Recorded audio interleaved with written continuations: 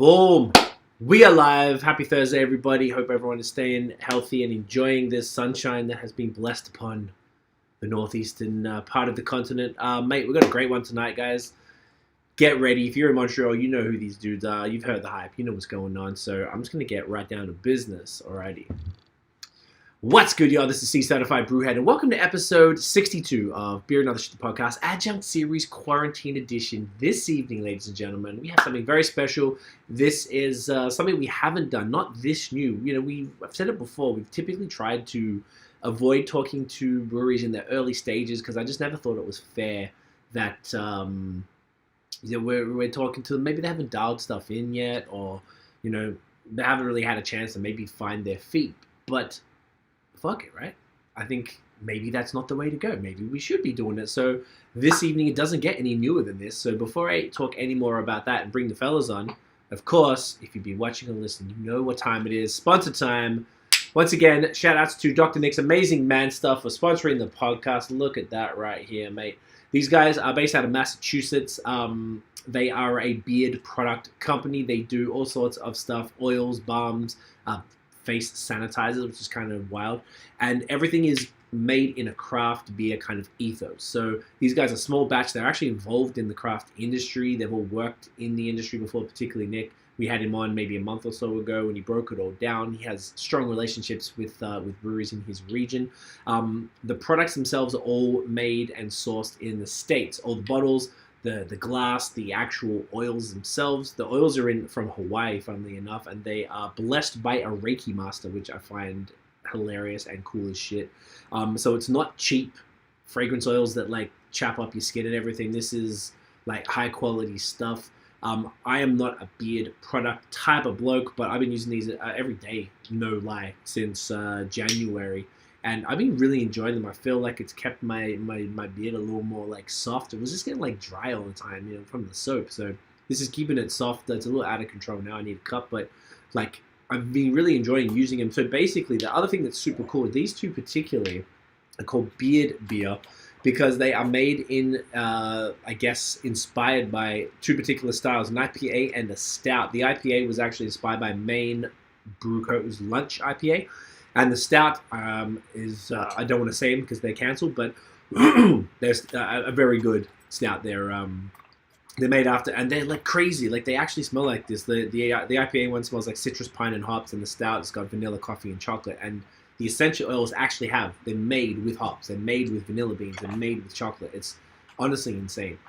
Super high quality. Love them to death. Like, you know, you guys know we're not big on sponsors or anything like that here. It's not really been our thing that much over the years. So the fact that we're partnered with these guys for a few months, you know, says a lot. Or hopefully you guys realize that we only, you know, I'm not trying to take money from anybody unless it really makes sense for us. So they have put together an offer for you guys. If you hit the links in the description right there, drnicks.com, DOCTOR. You use the code BAOS21, you get 15% off your order. The bottles are only like 20-something bucks each, so it's actually pretty damn good for all American made and the way that and the quality of the products and the way that they're sourced.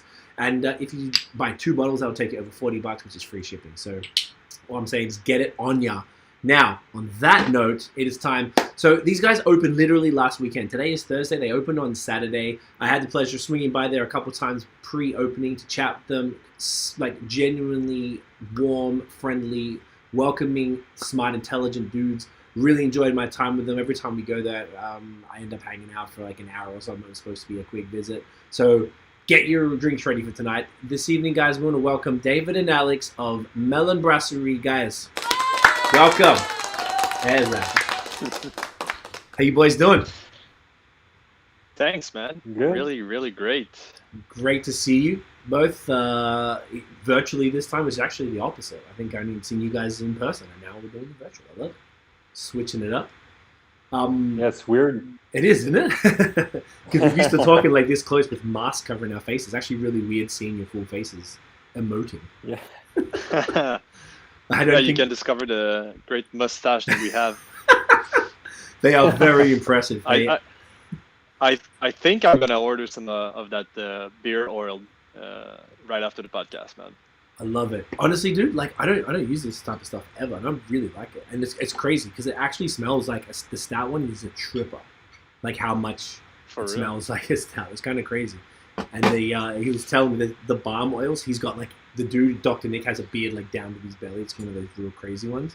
And he does the full like use the balm and it does that little like twirly thing for the mustache, which I think you can sort of see you got going on there a little bit, you know. Nice. Yeah, I'm hoping to get that as soon as possible. But it's I feel like when we use the mask, it's just like we hide everything from everybody. It's such a waste. Yeah. You need one of those clear ones with the window. Yeah, exactly. Yeah, they probably don't work, but that's not what it's about. It's about the mustache, goddamn. I always know when David is in a good mood when he shaves the beard and only has the mustache. He's so happier than when he has the beard. Why? Yeah. Yeah, you just prefer the mustache. It's just such a good vibe. I mean, I don't like shave my beard. It's weird. We were talking about beard, but it's I shave it like with a pioche, as we call it in French. So it's is that like the straight razor? Your skin for yeah. Ooh. So it's so smooth and really nice for the skin, for real. Interesting. Yeah. Is that hard to use? Because I've always been like scared to do it because it feels like one wrong move and you've got a scar. It's not that hard, but it's always just you have to go downwards, and it goes well. The first time when you go around the neck here, it's pretty it's a bit scary. Intense, but after that, it's pretty scary. That's what I was thinking. Going around this, particularly the bumpy part, the Adam's apple, it's a problem. Yeah. I love it. Bassam is in the building. What's up, brother? Notification gang. Go follow his YouTube channel. If you want finance and real estate stuff in Canada, mate, he's the Lord. Chris, you bloody legend. The old vaudevillian mustache. That's what you got there. Vaudevillian? I don't know how to say that word. So, boys, we are going to get started with a beer from two of these beers we're going to do tonight were from the first weekend releases, and one of them is a brand new one that you just announced today. We are going to start with this one right here. Check it out. I guess a Czech-style Pilsner. Look at this. Look at this can art too, mate. Do you guys want to break down tell us about this particular beer right here? I'm very excited for this, by the way. Yeah. Well, sure. It's nice to be able to speak about the beer because, I mean, when we post pictures and whatnot, we only have like a few words to describe the beer. Of course, yeah. So now we can like really get behind the story of the can art and whatnot. This is what I really like because the person doing our can art is my stepsister, and my sister-in-law, in fact. And the inspiration behind the label is so thought of, so thoughtful. It's really nice. Yeah. I'd love you to tell the story because you guys, actually, no, I think the second time, David, you weren't there, but I came by to see Alex. I was in the area. And, Matt. We came with Matt that day. And from Vox and Hub. Shouts to Maddie. Yes, because you weren't around. But, Alex ran me through all of the cans that you had printed and all the designs. And I was honestly blown away with the level of attention to detail and the thought, like every single line, everything meant something, which was just super cool. So please, I'd love to explain it to everyone, man. I'd love to hear it. Well, first of all, cheers. Yes. Yeah, cheers guys. Can we drink right now? Yes, we can. Cheers, guys. Great head, wicked nose, balanced sweetness. This is what a mustache. Yes, that's what you need it for. Yeah. This is fantastic. So it's like got SARS, like real super traditional style.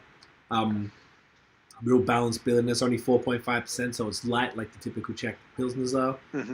This is fantastic. It's exactly what I thought it would be. Please talk to us about this, the beer itself and the and then the can art. I'd love to hear more about it. So the recipe goes kind of. Go ahead, buddy. Yeah, I was gonna say the recipe goes like a pretty long way back. I think it's 2 or 3 summers ago. David and I were digging into brewing lagers even more, and we wanted something really crushable that had like a nice snappy bitterness to it. We wanted to steer away from the maltier Czech versions. We really wanted to focus on something lighter, up here, and really like just thirst quenching. So that's what the focus was when we designed that recipe, and we're kind of happy with how it turned out. It's pretty much what we did. I love it. Yeah, man. I think you really nailed it. Like everything you just said, this is exactly what it is. It's fantastic. It's exactly what I was looking for, and it just like something about. I really love the small can format as well. It's like this. It just gives you that full crusher. Like yes, I need 6 of these right now, type of thing. That was the feeling when we received them. It was just like we received a bunch of the cans at the same time, and we were just grabbing the small cans, and we were like, oh my god, this is so great. I mean, we can just get that small friend of us and just crash it in the park. It's just the format. Yeah, the size is just it's really nice, and I mean, with the 4-pack, it's pretty convenient for real. Totally, and you can easily crush. Like it's only 4.5, and I was speaking to Jean-Philippe from Silo the other day, who was super big on this type of stuff. He's actually not too far from you guys, I think. And the way he was he was just telling me the reason that Czech people can drink a lot of beer is that they have the way they pour it is they said it's low ABV primarily, and it's softly carbonated, unlike like a macro lager that's super sharp and it bloats you and makes you burp. And I feel like this is like the first Pilsner I've had since he told me that, and I'm like, oh wow, this is exactly what he's talking about. Like you've really got that soft carb that like is just enough but not over the top to make you like not be able to carry a conversation because you're burping the whole time. Yeah, exactly. And it's crazy because in the big city in I was gonna say Czech Republic. Yeah, it's Czech Republic. Yeah. Everybody is just like drinking from noon to whatever, and it's just small and clean beer that they all drinking. It's always pretty hot in this country, so it's just easy to drink and nice to have on a hot summer afternoon by the terrace. And it's like, I mean, that kind of beer just reminds me this kind of vibe that the Czech Republic have. Yeah, it just feels super authentic. This is fantastic. It's the only time it's when they're so good, and you're like, oh fuck, I wouldn't mind a tall boy this, right? That's the only time. Or you're just gonna get a 4-pack of. And we do not pretend like we have the perfect recipe, not at all. It's just a tribute we pay to these incredible beers that are being brewed out of Czech Republic. So that's why we say Czech-inspired Pilsner, because we're really inspired by their brewing culture. It's such a great brewing culture, and I mean, it's the next trip I want to take. David has already been there, and he's talking about it all the time, but I really want to get there and taste it for myself. But of what we've tasted, this is like a tribute we pay to this awesome brewing culture. And I mean, we have some awesome Czech-inspired Pilsners out of Montreal too, so it's like a tribute we pay to the style and the brewers who brew the style. I love it. No, it's great. Exactly. You're right that it didn't used to be that way, but now I feel like so many brewers have done that like pilgrimage to Prague and around to to visit Pilsen for themselves, obviously, and go to the I'm having what's it called? Oh my gosh, Pilsen Raquel Brewery, and see the barrels and on all that type of stuff. So I think that really influenced the scene here. So I think it's a great beer for you to lead with coming out the gate. Do you want to maybe talk about the can art as well? We'll probably have to describe it for those who aren't watching, who are listening afterwards. Sure. But yeah, don't maybe talk about that, because I just think it's so cool. Yeah, the first thing that you can notice is that there are small waves on the top. Of course, it's just to get the foam there. It represents the foam of the beer. After that, you have the small kind of square that are just in the green spots. That represent the kind of carving spot in the buck of the in the Stein. The Czech. the Stein of the sorry, I was having a blank. And if you look a little bit closer, you can have some like similarity with the roof of the Prague roof building, which are like orange and have like these kind of shape, rounded shape that you can see on the can. It's quite like subtle, but it's I mean, our designer is just making such great work with us, and she's just amazing. I love it. And for the golden square and the up crown you have at the top, she drew inspiration directly from a beer we mentioned earlier, and probably the most known Czech style Pilsner in the world, the Urquell in French. So yeah, if you look at the Pilsner Urquell can, you're gonna see there are little like a wax sign in there. The brewery's wax sign in that's red, and there is this kind of golden square. So this is where the inspiration comes from. It's the tribute. I mean, it's subtle, but it's the tribute you want to pay, and it's beautiful. It's really well done, boys. I'm as impressed as I thought I was going to be. Brilliant. Now, thanks, man. No, pleasure. Thank you, God damn it, for making this. Yo, let's get the stories, man. Like, let's. How did you both get into beer? How did you meet? And then we'll lead into the early stages, obviously, of the brewery. Whoever wants to go first. Sure. I can go first with the first time we met. Well, maybe not the first time we met because it's been such a long time. We've been friends. I don't quite remember that time, but we've been friends since high school. So maybe it's been 15 years maybe, around that. 17. 17 years. Yeah. That's cool. Jesus Christ.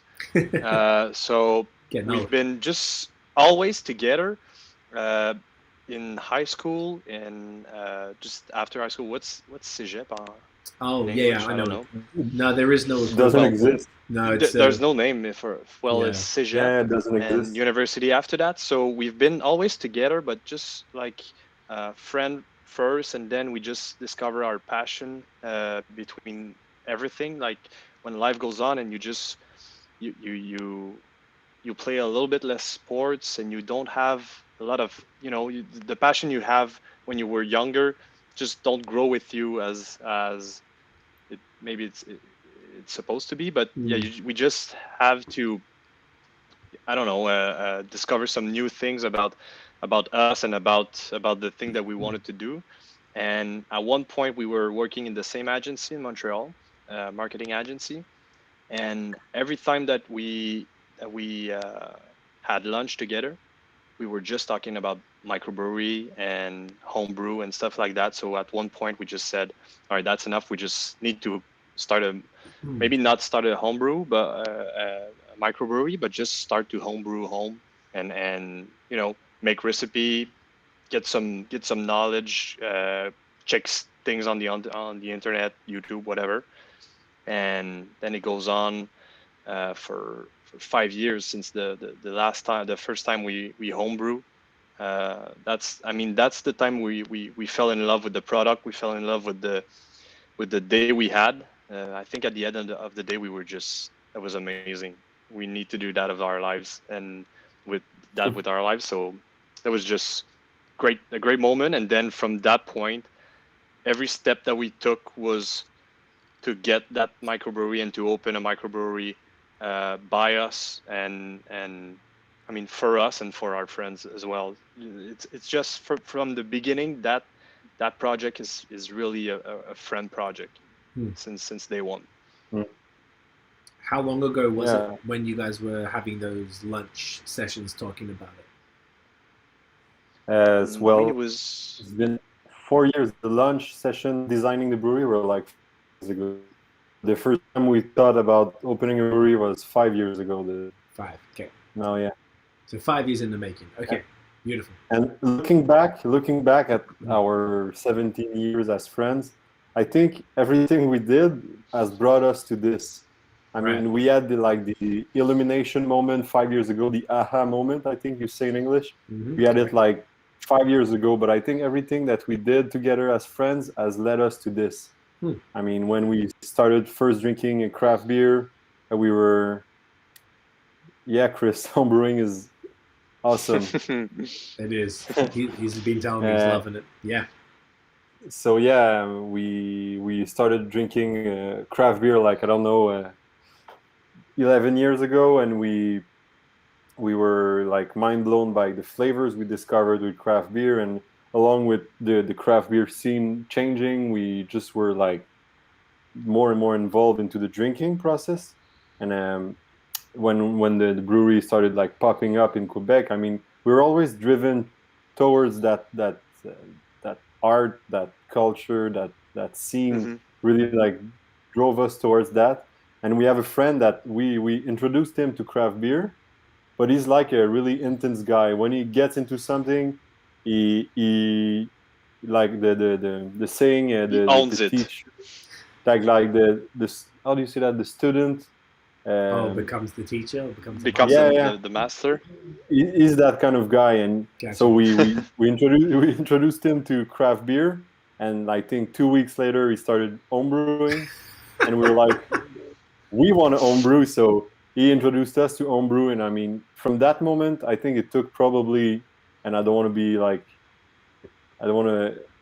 like put it this too big, but I think probably 2 weeks after our first homebrew, we said, that's what we're gonna do. We've been meant to do this our whole lives, but we just found out. That's so sick. Yeah, and I think at the beginning of our like discussion about the project that we wanna have, I think we were talking about a place in Montreal that we could just gather people and make events and stuff like that. It was not only about homebrew, but it was really about like getting people together and having a place that it has the feeling that we wanted to give it. So it just like feels like home, and you can go there with your friend and you don't feel, I don't know, if you, it's just, I feel that a place that just, I don't know how to say it, but like resembles, like where you belong there. Where you belong, like, yeah. Okay, I totally get that. Okay, yeah. and that's essentially what you guys have done. Does it like, I mean, not to skip too much forward, but does it trip you out that you've done that? I don't think we realize just yet. Just yet. I thought that when I'd see people walking in our brewery and buying beer, I'd be like, yeah, we've done it. But I don't think I can fully grasp that we've actually opened. In fact, we not only opened a brewery, we realized our life dream. I mean, our lives have been short. I mean, we're young, but we've had one dream. Well, I've had one dream. I think David too, and right now we're living the dream. Like really. Yeah, actually, yeah. I guess eventually it'll kick in, and you'll just look around, and maybe one day you'll be like, "Oh my god!" Like we did it, which is crazy. And what's crazy about? Oops, sorry, Alex. No, go ahead. I was just gonna say what's crazy about the journey is that we've been working so hard about like getting that perfect place and that spot that we have now, but it was such a big research about like where do we want to go, what's the perfect spot, what's the building gonna look like, and we made a lot of research. We made a lot of offer to get a building, to get a loan, not a loan, but to rent a building, a space for us. And every time that we enter a building, it was not quite the type that we want. We just feel it right away, both of us. So that was just crazy. When you go in a place and you don't feel it, you go and then you take the visit and you go out and you're just, that was not it. We just keep on searching, and we were not. I think we were not like. It doesn't have to be done right away. So we took our time to get the perfect spot for us that we feel it was a perfect spot, and so everything that went with that point, every action that we took was toward that position. Right. I know exactly what you mean though. Like you just know when it's the right thing. You just know what it is. So it's very cool that you both felt the same way. Yeah. Alex, you were going to say as well. Yeah, well, I was gonna say so many things. I think I have like 1,000 things going through my mind. It's yours. Like take your time, run it all. Like That's I good. told you, like at Foudrigny, like 3 years ago, I think it's been. Yes, 2018. We crossed paths, and I was Foudre United. And I just like yelled at you, get it in you. And I mean, because I had been watching your podcast and listening to your podcast for quite some time. And right now I have like all these emotions because we're on the podcast. So it's kind of crazy. That's why I'm just like, I have so many things going through my mind. I think I'm having the realization right now. So yeah. That's so sick. What I was going to say is, I talked about my friend that's like the student that becomes the teacher, but I'm kind of that guy as well. When I start doing something, I go really like all the way. Yeah, I go crazy and I want to read everything. I want to drink everything. I want to know everything. So when we started homebrewing, David and I, we started chatting homebrewing. I think it was the only thing we were talking about.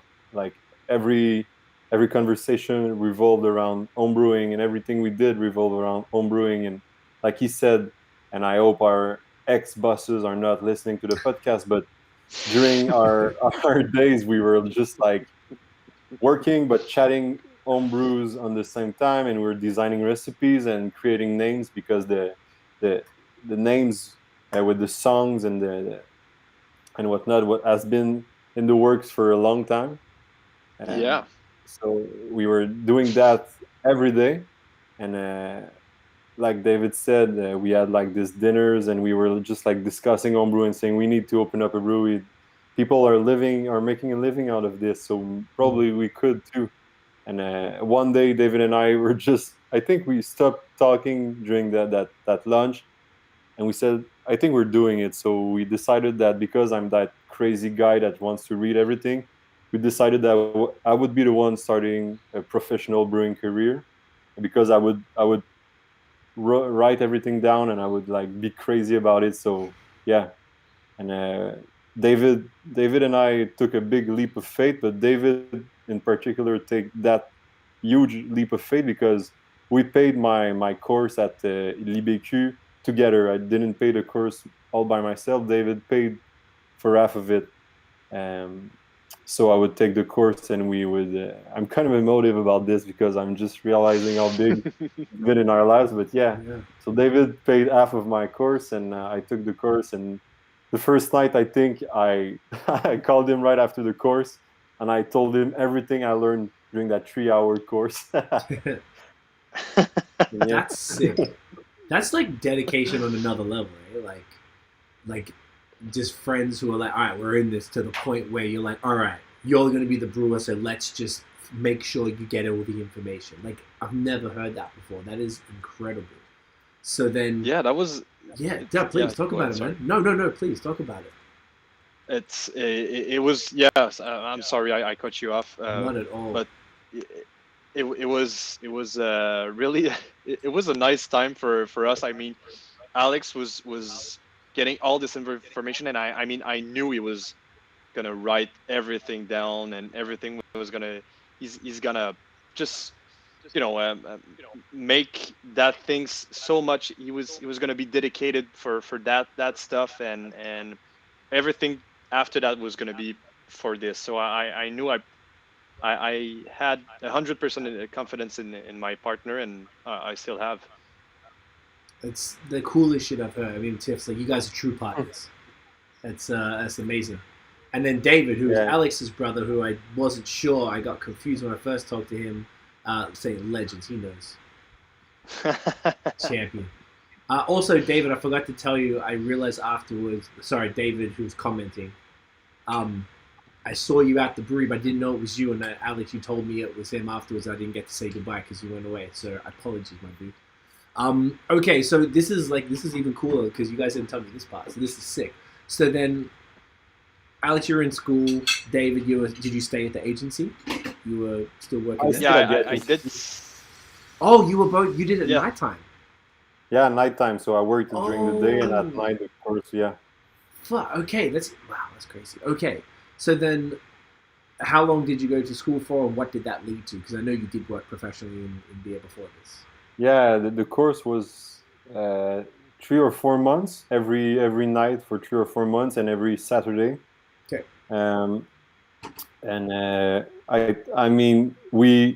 I took the courses at night, and during weekends, on Sundays we brewed beer every week, trying to implement what we were learning in school in the brews. It was really exciting to do. And I think the course ended in January or beginning of February. And the week my course finished, I saw an opportunity at Saint Houblon. Saint Houblon, they have 3 spots in Montreal, but they have a brewery in Terrebonne. And I saw an opening. It was like a assistant brewer opening. And honestly, we look at the offer together, David and I. That's the nice thing about it. Every move I made in my professional brewing career, we took the decisions together. It was always thought of for Mellön. It was like, I'm going to explain more tell you more on that later, but every decision was in that direction, and we looked at the offer together. And honestly, the salary and whatnot was never in the equation. What we wanted is a place where I could start and learn and whatnot. So I started at Saint Houblon, and I started with 2 guys that are our friends. Both of them are working at Beauregard now. They're both brewers at Beauregard. So I started brewing I started as an assistant brewer to both of them. And they really taught me everything. They've been so nice, and they really taught me. I mean, I took a course, but you have to put your hands into brewing to really get to know brewing. You can read all the books you want. If you've never set foot in a brewery, you can't really know how to brew. So they taught me everything from cleaning tanks to brewing on a big size system to kegging beer to checking carbs on beer. Everything. They taught me everything, and they've been really patient with me because, like I told you, I want to know everything. So if they tell me this is how you clean a tank, I want to know why is this plugged there? Why is this not plugged there? Why? I think I've been a nightmare as a first employee, but I want to know everything. Amen. It's crazy, Alex, when you say that, because when we were working on the local right now, the brewery, there was the electrician that was doing some work at the brewery and plugging some stuff, and Alex was just next to that guy every day, asking why does he plug that there. He's just right next to the guy and just asking question, and he was texting me all along, and I was like, man, leave that guy alone. He didn't ask for that. Hey, I guess you know what? You gotta want to know. You gotta ask. I love it. Yeah, that's fucking awesome. Yeah, Did you know Chris Needelman at Saint Houblon? Yeah. You knew him? May you rest in peace. Yeah, man. I had a story with that. This was crazy. I spoke to him on email. We arranged the podcast. I turned up on the day asking for him, and the guy goes, "Dude, he died." And I was like, "Are you fucking serious?" No way. I couldn't, and I hadn't met him. I spoke to him. We went back and forth. We ended up chatting on email because he was mad cool. And imagine rocking up somewhere. It's almost like it's the joke. Like you rock up somewhere, and they go, "No, the person died." And we were just we just stayed and had a beer, and then I did that episode of the podcast. We did it with his family and his cousins. The one that was supposed to be his episode. We did that for him. That was, I'm sad I never got to meet him, but yeah, I've only heard amazing things about the dude. So yeah, man, that's crazy. Like you said, we spoke about that. You didn't know me at the time, but you posted a status, like a Facebook update on that, and I replied and I told you I used to brew with him and whatnot. Oh yeah. Okay. We did, but so. When I'm going to continue, I'm going to talk about that. But the 2 guys I was working with, they both left for different breweries. Jules Jules Dubus left for Beauregard. Mhm. Francis Lalonde left for Benelux. So I was left alone at the brewery, but that was probably the greatest thing that ever happened to me because I went from assistant brewer to the only person in the brewery Right. on the same day. But I So had to so I just started. take charge. Yeah, exactly. For like 2 months, I was alone at the brewery, so I had to brew the beers and whatnot. And then came Christopher. So it was him and me for a few months, and we brewed together for a few months. Um, yeah, and it, he was a super nice colleague, and he was in fact the production manager of the brewery while I was there. Um, and a funny thing about that is, well, not a funny thing, but a fact about that is David and I participated in a brewing contest called Summer Chiller. So many home brewers in Montreal, we get together on one day and we try each other's beer and we rate each other's beer. And Chris was part of the contest. David and I were too. Chris finished second in that contest, so that's worth mentioning. David and I placed third. So Nice. the prize for finishing third was a great beer. Yeah, the prize for finishing third was to brew our beer in a professional brewery, and the professional brewery was Saint Houblon. You're like, So okay. that's where I work. But yeah, so we went back to Saint Houblon. We brewed the beer because I had left by the time, and we brewed the beer with Chris, and it was nice for me going back there after almost a year and brewing with Chris and whatnot. And the following weeks, David and I chatted with Chris and asked questions about the beer and how is it going, whatnot. And one day he just stopped responding, so I didn't really understood why he wasn't answering anymore. And my friend Jules, who was one of his friends because they used to work together before, he told me, yeah, that's why he's not answering anymore. So yeah, it's pretty crazy. Yeah. It's so crazy. I hadn't seen anything like that. Fortunately, being involved in beer before, and it was just like, yeah, it was definitely like it's interesting to see how how loved he was. So many people always had so many good stories about him and stuff. So man, at least he's and he was involved in the Montrealers. I think the homebrew. He was the president, I think. Correct. Yeah. That's right. Yes, with Drew from Kanawaki. So I know, like, I knew him through all of those dudes and stuff. But yeah, crazy. Man, that's crazy. That's so wild. So shouts to Chris though, man. For Yeah. I still have his beer, the beer that he placed second with. I still have the beer. I'm not drinking it. I'm keeping it. Yeah. For real. That's cool. Yeah. Didn't know that. And Jules told me maybe we could give the beer to Chris' family? parents because it'd be and I'd be willing to do it. I haven't heard from Jules since, but yeah, could give them the beer. Of course, there is writing on there and his name and whatnot. It's a really cool. Significant object. Yeah. That might be worth it. They were so lovely. Like, when you're sitting next to his 60-something-year-old dad, he's crying on a podcast. I didn't even know his son. I didn't know him, but I felt I had to do it that way. Like that was, and they were so nice to even want to do it and just talk about him. And it was just like one place where people could just hear stories about him and his life and stuff. I thought that was a good way to do it. So meeting them for that hour or so, they were super nice. And I feel like if they don't have things like that, because they might have some stuff, but it might be worth it, man. That's pretty cool. That'd be a really cool that must gesture. have been so emotional.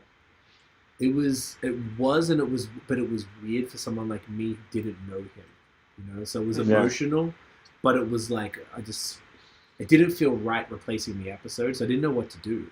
So, do you guys know Simon from L'Espace Public? Yes, they brew a beer together because of Summer Chiller. His prize was to brew a beer with them. To brew there.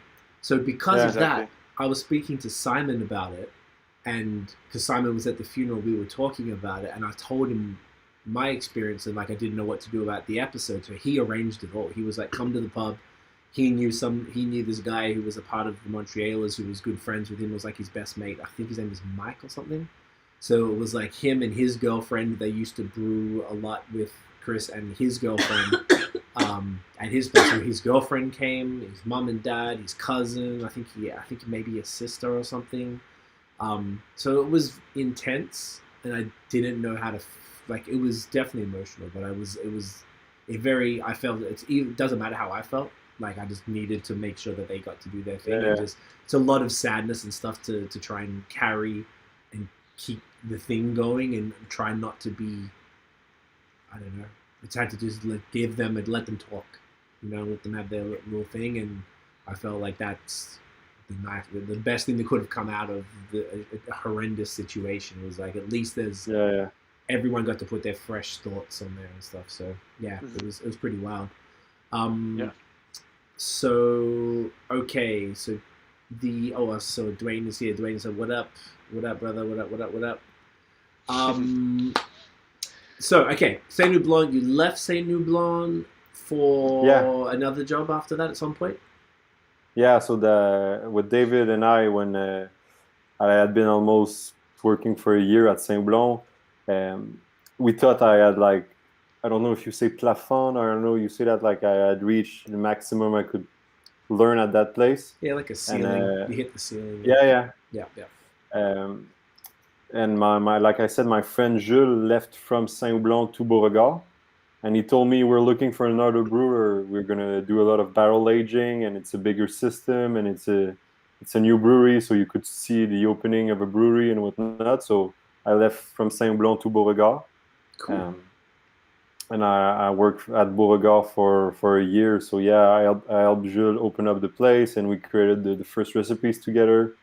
So that was it was very nice to only black beers, like darker beers, but really nice to develop a few recipes, and plateaued. Thanks, brother.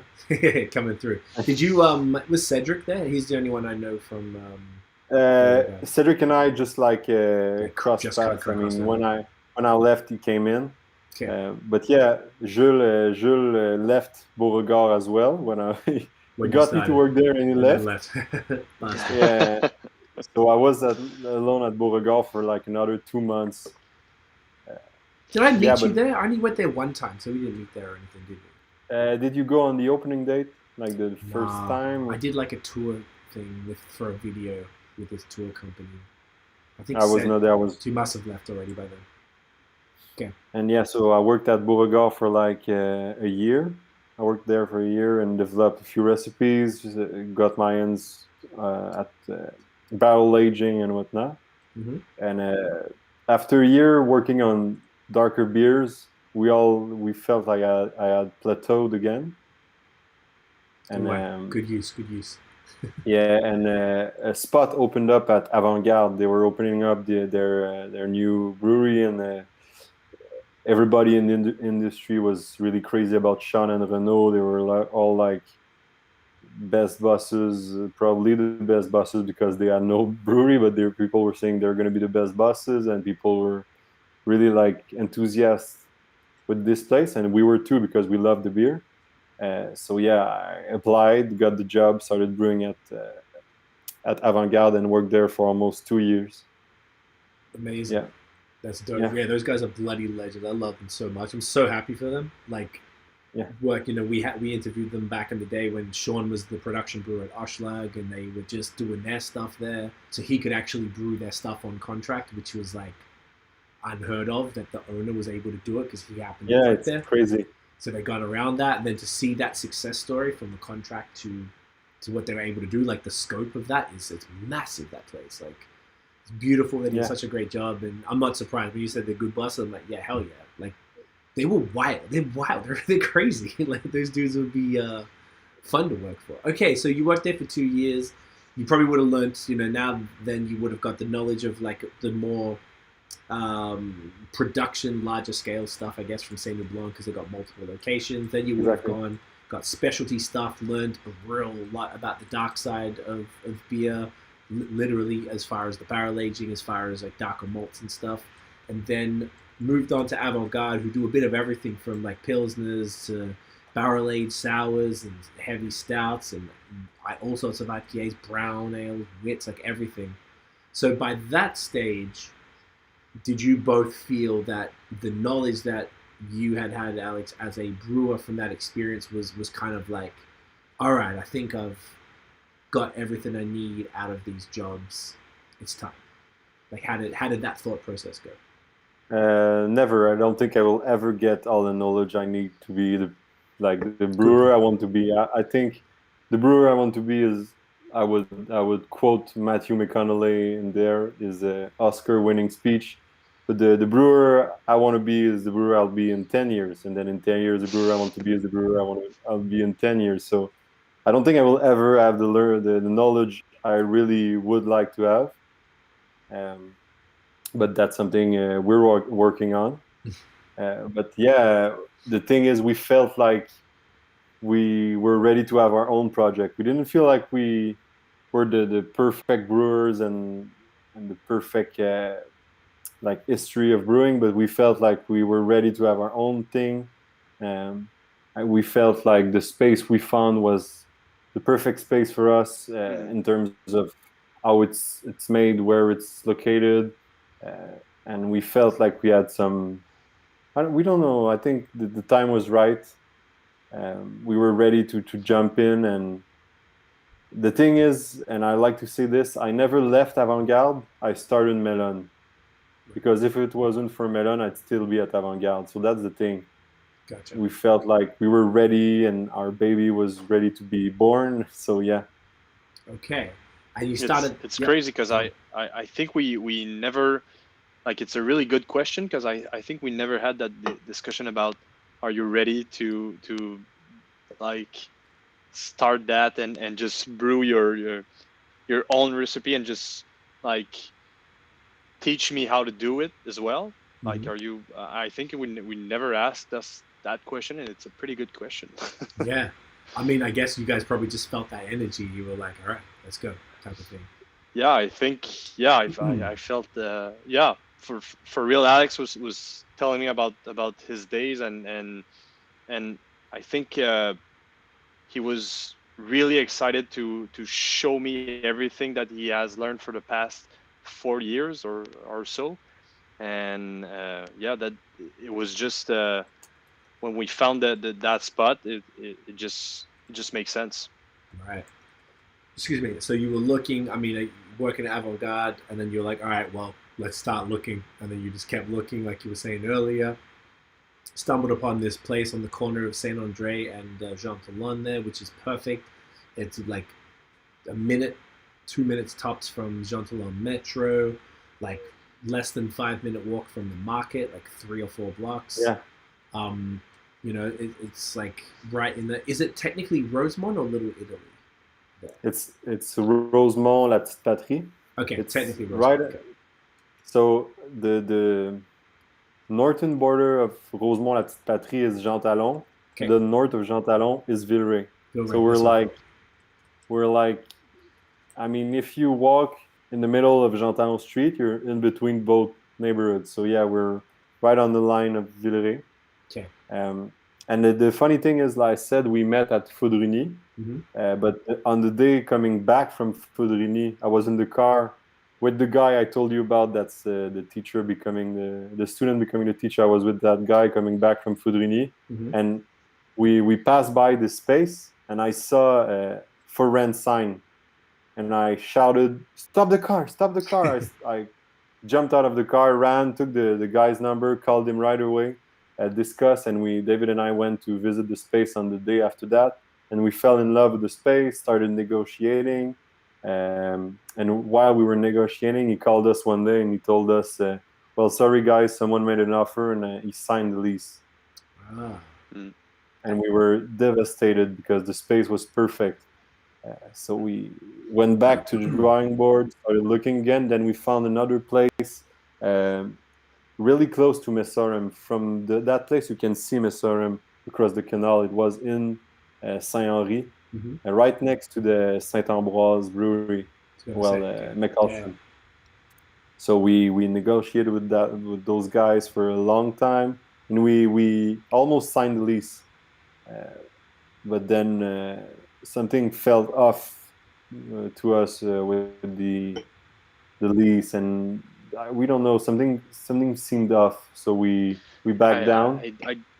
I don't remember what it was, but I remember that night we went to Catarigène with the owner, and we were discussing about the project and the microbrewery, and we No, felt like he wasn't. just to mention, not the owner of Cat Origin, the owner of the space. Yes. Just to make that clear. Yes, not Mike and Keith. And we were discussing the project with him, and we felt that he wasn't as hyped as us, and we felt like it was, I don't know, it just like we were pitching the project of our lives, and it was just like, oh, okay, yeah, I'm not quite sure about that, not quite sure about the noise you're gonna make, the odors, the stuff like that, because we have that spot that is like a physiotherapist, and he doesn't want to be disturbed and stuff like that. So we were like, okay, we don't want to rent a spot and then just be, okay, we are disturbing everybody around, and we have to keep it down. And we so that was quite. It was a night, really weird night, because after that talk with the owner, we went to our car and we're just like a bit devastated. Like it was another bad news with the on our roads. Right. So continue. Yeah, I was gonna say, so this fell through, and we were, well, it had been a rough year because we'd been looking at spaces and trying, and nothing worked for us, and we felt like the craft scene in Quebec was getting to the top of the wave. I mean, somewhere along the line, it's gonna get never saturated, but the exponential growth is gonna stop one day, and we felt like we didn't want to come after that. We wanted to come while the growth was still going. So, and we were kind of devastated because we're getting close to 30. We have girlfriends, kids are going to come along the way one day, and we felt like the time was right now, because one day we're going to have kids, and it's pretty hard to have a newborn baby on one side and a newborn brewery on the other. So we felt like we had to open up before having kids, and we were kind of devastated because we felt like the time was now. And so we found another space on the Plaza Saint-Hubert and almost signed this place as well, but something always felt like wrong with all these spaces. It was not like we went home, and I told David, do you feel it? And he said, I think so. And I said, yeah, I think so too. And David said, yeah, but we need to say I'm sure. It's a live project of ours. We cannot think so. We need to be sure. So it always, and we always kept in mind that we didn't have to rush things. Like, of course, we need to start that project in a time lapse of maybe 2 or 3 years, but didn't have to rush everything in a matter of weeks or months. So that was always kept in mind, and I think with that spot, it was I wasn't feeling it. I think you didn't feel it as well, so it just didn't. You went with the gut. You went with the gut. Yep, exactly. And one day I was walking in front of the space, just walking with my girlfriend and telling her, this could have. Wait a second. Why is the place empty? Why is there a rent sign in the window? So we called back the guy, and I mean, it was really like, what? How did this place came back like on the market? And from there, the rest is history, my friend. I love that. I love it. On that note, is it New England IPA time? Of course. Do you want to crack it? Damn right. The pineapple one. Thank you, babe. A couple quick comments while you're getting that. Dwayne is saying, Alex was telling me David likes to drink some non-alcoholic brews. I'm sipping Mikkeller one at the moment. Pretty good for 0.3%. 6 more days. I've had that one. That's a good one, actually. The Mikkeller's a good one. I think it's called, not Fresh Start. There's a name for that one. And Catherine St. Pierre, and 5 years later, here you are. Look at That's that. my girlfriend. That's your girlfriend? Look at that. She must be proud. St. Pierre. I love it. I love it. So the next beer, guys, look at that. Normally, we would never go like 55 minutes. I only have one beer. Yeah, that's perfect. We were just enjoying the convo. So this is another beautiful can. Tell us about the name of it. I want you guys to explain it all, because this shit is hilarious. So nice. Yeah, it came from another brainstorm of ours that it just we just sit down, we have a beer to name, and we just throw words and songs and artists, and at some point we just felt it smells so much pineapple, and French it's ananas. So I think Alex came out with the word with the title, and he said Ananas Grande. That's it. So good. Yeah. Yeah, and I told you earlier, the naming of the beers has always been something we've been playing with, and I think that's probably what appealed us and what brought us to that much towards brewing is that we are two marketing heads, and David is really he really likes journalism and writing and whatnot, and I was a copywriter where I worked at, and so yeah, we were brought towards that, and we loved creating, we love brewing, we love marketing, we love branding. So that's pretty much what brought us to this. Is all these things are interconnected when you have a brewery. I love it. And the way that we touch everything in the business is it's just crazy these days, because we are two marketing guy that we just love doing marketing, but we have been doing that for so many company over the last, maybe not decades, but maybe 5 or 6 years, because we've been working in agency, and every time we were just I think that's maybe if that was my business, I would go that way, not that way, but when you're in the agency, you just follow the client. So but right now we can do everything we want, and we can have fun with that, can have fun with the product, with the names, and that's what drives us the morning to get out of bed. I love it. It's super cool. Well, first of all, have you poured yet, Dave? Yeah. You're poured? Yeah. Okay. I don't want to be cheers. Get in, yeah. Cheers, guys. Yes. It's gorgeous. So this is a super unique one. So this is a 6% New England IPA with Vic Secret, Idaho 7, and Mandarin and Bavaria hops. Super crushable, great haze, great head, nice tropical nose. Body is nice and creamy. 6% is like between 6 and 7 is my personal like money zone for IPAs. I love it. It's the pineapple is definitely super present. That's probably the main thing you're getting through there, which is why the name is perfect. We were talking about it earlier.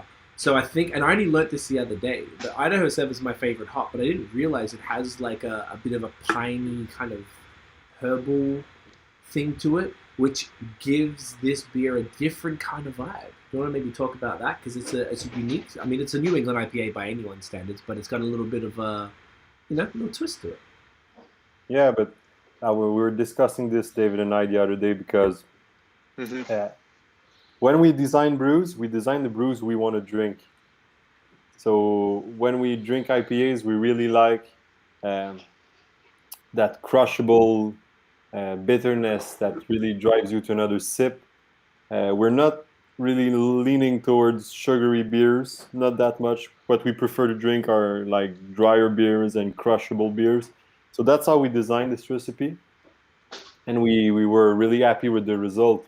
But what we were discussing, David and I, then we discussed it with you on chat, Instagram chat, is that this beer is like leaning away from that trend that is really popular right now. Yeah, typical New England IPAs that we love and drink every day. You should see the fridge at the brewery is full of Buck Canada and Brewski and whatnot, and we drink it on the daily. But we always feel like we want to drive back to these, like, I wouldn't say old school, because it's not old school. It's clearly hazy and tropical and whatnot, but more this like crushable vibe that we're not so used to be drinking these days. And the first kind of like New England IPA, I don't even know if that's still a New England IPA, but it was the the Alchemist, the Eddie Topper.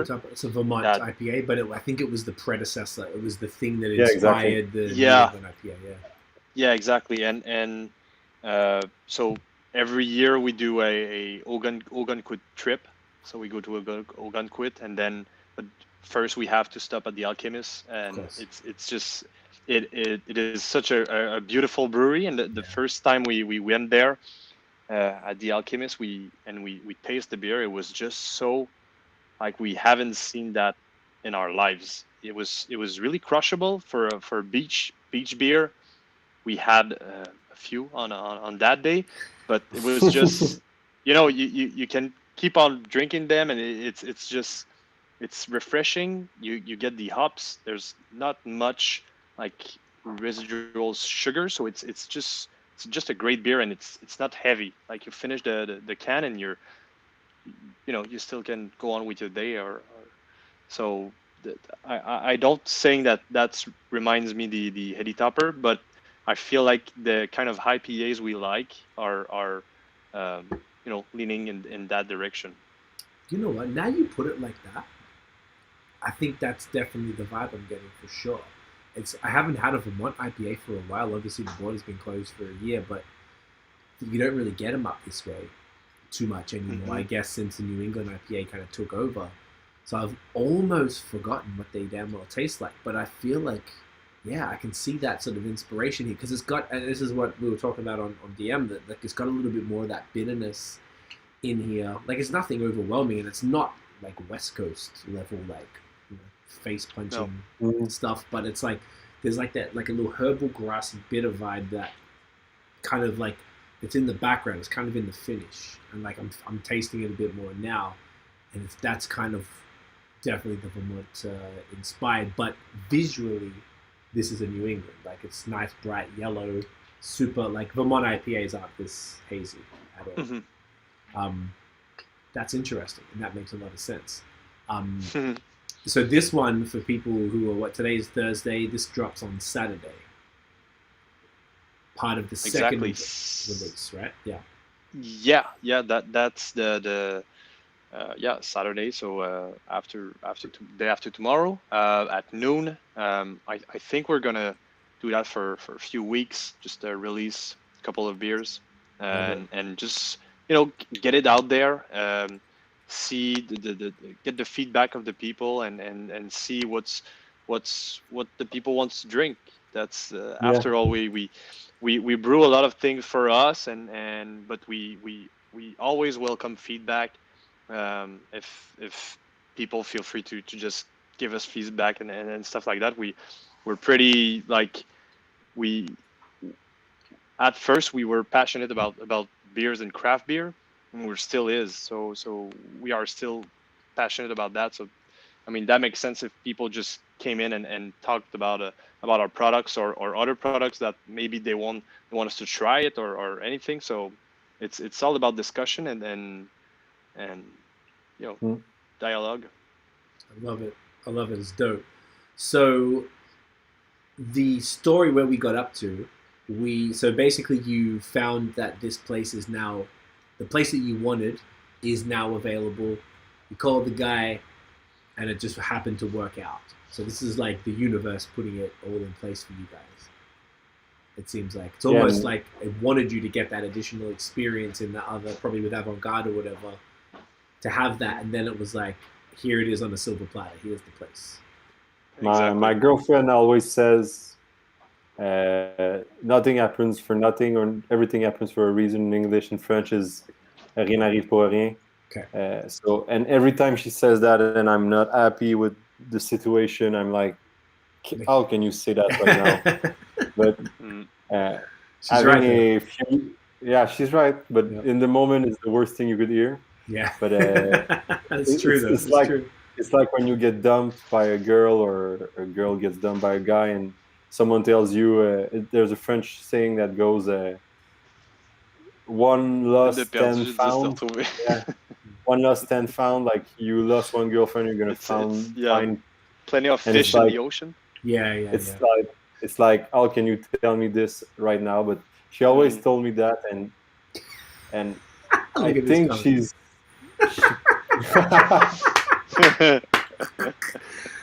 She's And awesome. she couldn't be like writer. She couldn't be more right. Yeah. Because I mean, we had the time to like really like embellish our business plan, all embellish our brews, get more experience in the professional brewing world. I mean, stupid, but get more money to invest in the project. We had more time to do this, and so yeah, maybe we not lost, but maybe it took 1 year, one more year. But this year was really like formative. We Yeah. really learned a lot during that year.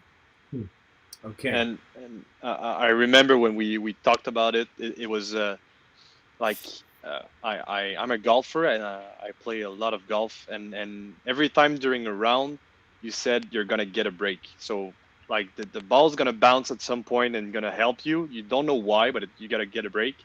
And I was always saying that to Alex. Our break is gonna come. Comme on va avoir un break. So that I think that was it. That was the just the brewery the spot that was available for us for rent, and we jumped on that and called the landlord? agent right Yeah. away. I love it. Yeah. So basically, and they were like, cool. They remembered you, I guess, or the They landlord? remembered us. They remembered us, think but so. didn't went like they wasn't given on a silver platter. We had like to go to the city and whatnot. It was like even though we found the place, it took a few months before we signed the lease. Okay. And this few months led us to a week before COVID struck, and we signed the lease a week before COVID struck. So we had a space, and then everything was closed, and we were like, you were talking about a break, David. Where was that break? Where's the break at? Yeah, I slept so bad on that night. Like when everything shut down and we had that the how do we say local? The space. The space. So we rented the space and everything shut it down, and we knew it wasn't just for a month, and that it was going to be for a while. And another tough situation. So that was March 2020, and I think it was like March I remember we did a collab on Friday, March the 13th, which was either the Sunday or the Monday. So either Sunday, March 15th, or Monday, March 16th when the lockdown started. So it was like right then. Yep. What did you guys? Did you have an opening plan that, like, say, previous to the COVID stuff? Did you have an opening plan, or did it not really affect how you moved from there? Yeah, the first plan we had was quite. I mean, it was. We were supposed to maybe rent the space in April or April, and open in September. So that gives us maybe around 5 or 6 months, and that is really it's pretty quick. A small amount of time. Yeah, it's pretty quick. Yeah. I think we didn't realize that how much work we had to put in that place. So the plan was to open in September, and then COVID hit, and I think it was in August or July, August. The bank backed off, so they retired their loan with us because of COVID, and they had to give the money to urgent loan or stuff like that with business that were already open and they were suffering from COVID. Mm-hmm. And we were camping on that day, and we had a discussion that we were just we let it go, or we just keep on working with that space. And if we had to let go that space, we would have lost $10,000 because we have to make the deposit to save the space. So right away, it's just all of the money that we saved up for all these years. A part of it was just on the deposit, and we would have lost it if we would have back off from that space. That plus the architect plans and the the construction permits Yeah. we had already paid and whatnot. So it was closer to $20,000 that were just gonna go down the drain if we said no. Yeah, that's But right. yeah, so Mhm. it's the worst call well, not the worst call. I mean, you could get a worse call, and then we talked about worse calls earlier on the podcast. But I mean, it's one of the worst call you can get. Having your bank telling you, so yeah, guys, the loan we told you would give you, and now it's off. And sorry about that. Let's talk when COVID's over. So yeah, it was hard times, but David and I were like, no, it's not just a question of money; it's a question of a dream, and we're not giving up. So we worked Yeah. all summer long to find new places, new people to invest, and we found someone really really supportive and nice at Desjardins. She's called Olivia, and I don't think she's going to be listening to the podcast, but she really was a Shout out to lifesaver. Olivia. Yeah. We should probably name a beer after her or something like that because Yo, that's a great idea. she That's a good. She made it happen. there's another fun fact about that. Olivia took us and said, okay, I'm gonna jump in the project. So we called back the other two banks, and at the other bank it's PME Montreal, so they really support them, PMEs. The guy That's that's in charge of our company there and our account there. Yeah, account was the word I was looking for. He's called Gaetan, and we really laughing about it because Gaetan, he said, I'm gonna make anybody invest in your project because I believe in you guys. I believe in the project, and we're stoked because the glass that's really like the symbol of our brewery. The shape of that glass is called a Gaetan. So we're like, it was meant to be all along. So yeah. Wow. Yeah. Gaetan was our man from the start. Gaetan took everything into his own hands. He called the Desjardins, he called Olivia, he called BDC, he called everybody to make sure the project was going to go on. So Olivia and Gaetan were like lifesavers. Champions. And in August we learned that the loan was back on. And from that moment, we've worked, 80 hours a week since August. Yeah. Just going nuts. How did you get so the loans came through? How was it? Was it a challenge to get the fermenters and everything? Because I hear that's been a little tougher because if you're getting it from overseas and shipping is a pain in the ass and all this type of stuff. How'd you go with that? Yeah, we are proud. Yeah, we're really proud to say that we buy everything from Bécancour. So it's a business in the region of Bécancour. It's called HM, and we partner with them, and so we skip that kind of the fees that about the transportation and everything from China, because when COVID hit at first, we really wanted to open in September. So we said, all right, you know what, screw China, because they're probably going to be closed for maybe 2 or 3 months. Sorry, not screw China, screw maybe the company we were talking about. The episode name, Screw China. Never do that. Yeah. And just and go with Quebecers. So we called the company. Cool, and they came I think like 2 or 3 days after we called them in Montreal, had a drink at the Cinéma L'Amour. And no, is that the name? No, Cinéma Moderne.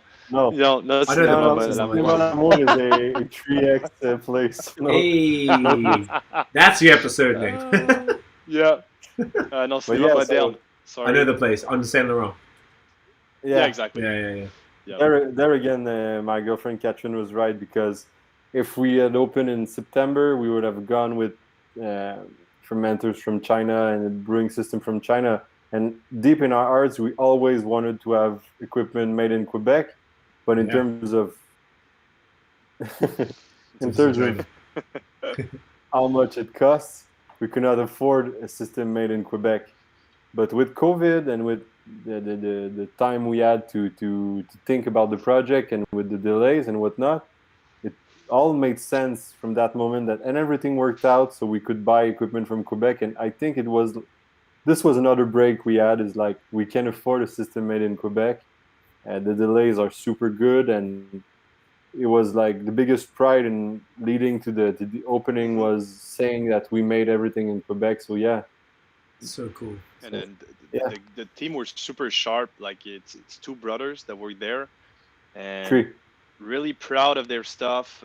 Three brothers, really proud of their stuff. They came in Montreal, like pitched their ideas, and we work with them. I mean, how long does it? Like you drew the system with them, Alex, and it was back and forth, always open-minded. So great experience with them. I love that. I don't hear that very often because I know like these things aren't cheap, and I can imagine that's why a lot of people go to China, because they can get that rate, but they probably make it up with the shipping, the delays, the customs, the potential damage. Like if something gets damaged along the way, what the hell are you going to do? Like if it came from so far. So it is pretty cool to be able to work with somebody locally. Exactly. Super cool. Yeah, go and ahead, and I think that the thing that we really liked is if we had any problem with the system, we could just call them, and they are in Bécancour, so it's like 2 hours away. So it's that proximity, and that, you know, it's that's part of the deal, and it's yeah, it's just great to have. So cool. I love that. That's beautiful. So something else we didn't actually discuss, I don't know if you want to touch on it now, but the actual name of the brewery has a lot of significance to you guys. And I learned about this. Shouts to Mike Beerbrit, who wrote a great piece on you guys for Beerism.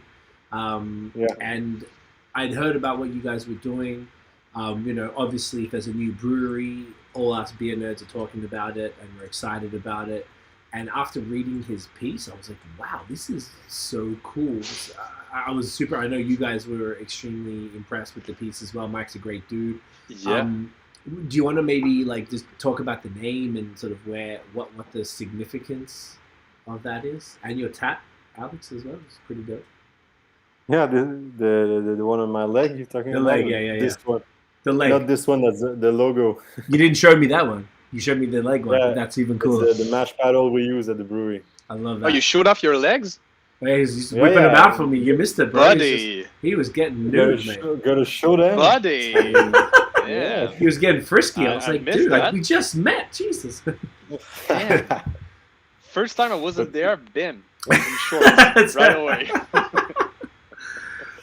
Yeah, tell us about the name. Tell us about the name. This is cool. So like David told you earlier, we've been friends for like 17 years. He thought it was 15, but I mean, during 2 years, he was probably drinking melon too much. So yeah, we've been friends for 17 years, and we've been friends, and we had a circle, but growing up, I mean, I think your circle like kind of reduces with the years, and eventually you have like closer friends. David saying, Alex's brother saying, Alex never skips leg day. Never. So you should never skip leg day. So yeah, we have a really close circle. We're 4 friends, David and I, and the 2 guys who we started brewing with them. We were 4, and we started brewing, the 4 of us. And the first thing that got us into this close circle was like our main common love for Lord of the Rings. We're watching every year Lord of the Rings. One of us is born during the Christmas holidays, so we always have a few days we can do a marathon, Lord of the Rings marathon during these days. Do you watch the extended edition? Extended edition, like the full director's cut? Of course. You can. Okay, check. No, extended edition, because all of the scenes that doesn't really make sense, but you love these scenes. Yeah, right. Because they're from the book. Yes. And we have. I'm sorry, Alex. I'm gonna cut you off, but we have a really cool drinking game. While we are watching the movies, is that we have to say the correct words of the next like the next scene, and if you don't say it right, you have to like the number of words you don't say right, you have to take a number of sip, and if you have it right, you can distribute your sip. So it's pretty nice, pretty cool. That's a smart game. That's a dangerous game. Yeah, And, it is. that's where you learn that David is really confident, but not really good in lyrics, because Exactly. he's never seen the third movie. Yeah. As of today, he's never seen Lord of the Ring: Return of the King. What happened? Too many beers, too many sips. We've been watching Exactly. it every year for like, I don't know, 6 years, 7 years, 10 years, I don't know, but how many years? But he's never seen the third. That's hilarious. Never. Hey, Dwayne knows. Yeah. Dwayne knows the deal. I don't even know how it finishes. And that's the kind of the mystic of it all. David will never know how it ends, and that's perfect. Never. It's more fun that way. So yeah, we used to meet up every year. Dwayne is saying the game sounds amazing. You should try it out. But do not try it with the non-alcoholic beer, because otherwise you're just drinking water. Yeah, you So just yeah. go in the bathroom a lot. Yeah. So we used to do this marathon every year, and when we started homebrewing, we would like mix the two, combine the two, so we'd be homebrewing and watching the movies at the same time. So it was like, yeah, kind of a big geek day. I mean, how geeker can you get watching Lord of the Rings or homebrewing? Seriously. And like I told you, the names and everything has always been something really important for us. So while homebrewing, we were always looking for a home brewery name, but we could never find something that was really fitting. And it seems like we made it up, but it's really true. We were mashing while they were entering the Moria mines. When they get to the mines, then Gandalf gets there and he tries to open up the door, and we were still looking for the name at the same time. And it says "Speak, friend, and enter," and they're trying to find how to enter and what the riddle means and whatnot. And then Frodo says, "Gandalf, what's the Elvish word for friend?" And then Gandalf says in his like really luscious and creamy voice, "Mellön." And the door opens up, and one of us just said, "Guys, have you heard that? That's the name of the brewery." And just kind of stick, and it just fits with the four of us being best friends and like brewing beer together and being, I don't know, and it fits with what we want to be creating with the brewery. It's a space for friends. It's a space where everybody's friend with everybody. Everybody's welcome, and if you speak friend, you can get in, and you're friendly, you can get in, and whoever you are, wherever you're from, and no matter who you are, everybody's welcome at Mellön because everybody's friend at Mellön. So it just like worked, and I think it was the worst third movie for David on the other day because it was too great on the first day. It's too good. And over the past few months, like there were so many friends that were just getting at the brewery and helping us, and it just makes sense that name is the name of the brewery, because there's so many people around that project. It's us, but it's like there's so many people, and it's all friends, and it's all a big community. So it just makes sense that we call that the Mellön. I love it. It's like, it's really cool when like there's like that deep of a meaningful story behind the name. Something as simple as a name, which isn't really that simple because it dictates everything you do. Exactly. Yeah. Something you guys were telling me is that the logo, which it's here, but it's a little clearer on this beer. The logo is kind of like a crown, but the crown looks like a hop, and that was the crown of. Please remind me. You were telling me the other day. Durin. Okay. Is it the Red Crown? Yeah. And you have the crown over an entryway or something from the movie, right? Yeah, it is. And therefore you put the crown of hops, the Mellön logo, over the door to the entry door, aside from the garage door, but in the other door that's when it's not summer and beautiful. Like, it's right there. So like, it's like that level of detail that you guys have been doing is pretty wild. It's pretty dope. Like, it's that you've been able to think about like that level of like granularness, whilst juggling all of these, you know, financing things and trying to organize the fermenters, and I imagine the construction, which I know you guys will tell me you did most of it yourself in the brewery, except for like the things you need to be licensed for, electrician and stuff. But Yeah. you know, you guys built all the bar and like all of that, which is pretty crazy. Hence the 80-hour weeks, I guess. Figuring it all out. So I mean, speak on it. But I was gonna say we have really patient and supportive girlfriends. That's what I was gonna say. I mean, it seems like that's man. Sorry, Dave, go.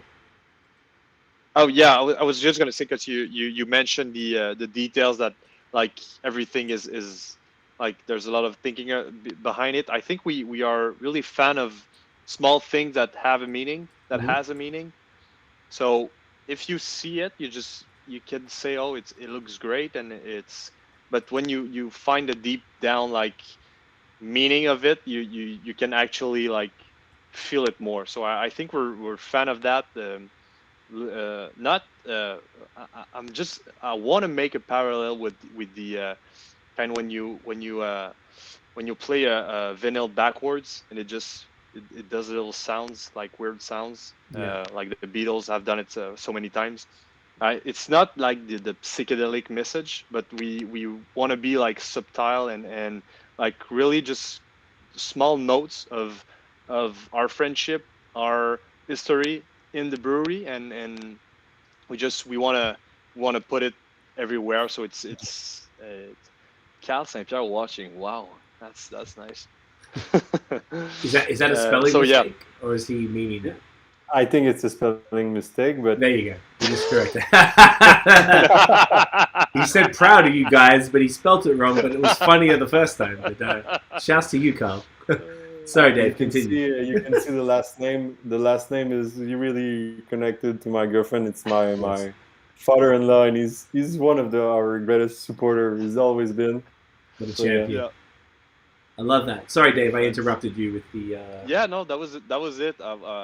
Yeah, it's just we like the small details, and everything has a meaning for us, but like for other people, it can have different meaning, and it's fine. So it's just thoughtful, man. And it's like that's why I found meeting you guys, and like the first time I came by, Carl was like, "I'm so sorry." No, it was honestly that was actually hilarious. That was great, Carl. Thank you for that. Thank you for that. For people who are listening, didn't read it, go watch the video. You'll see it. It's funny. You need to see it.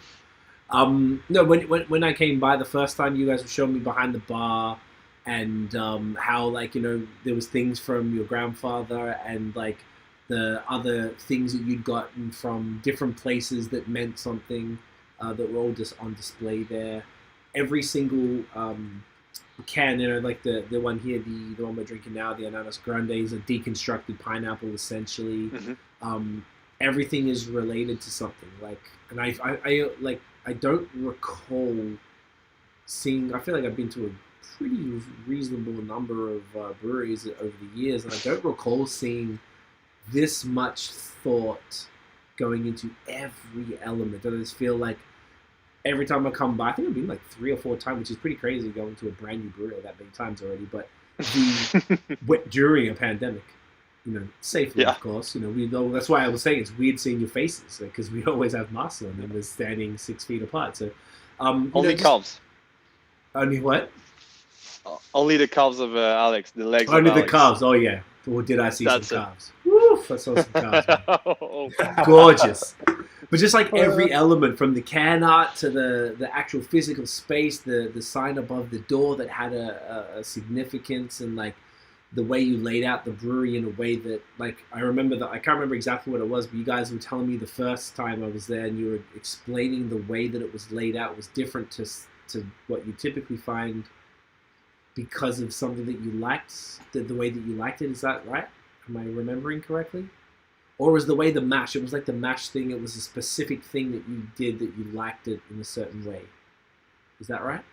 You mean the layout of the brewery? Or the layout of the brewery, or it was something, there was something that you said, and I don't recall because I guess we were talking about a lot of stuff, but there was something that you just pointed out that, yeah, it's not always like, but Maybe Yeah, maybe it was the fermenters that Mhm. Alex just placed it like not the same, not in the same way as the others. Because if we had to put some other fermenters, that one would not be blocked by the others that we would be adding.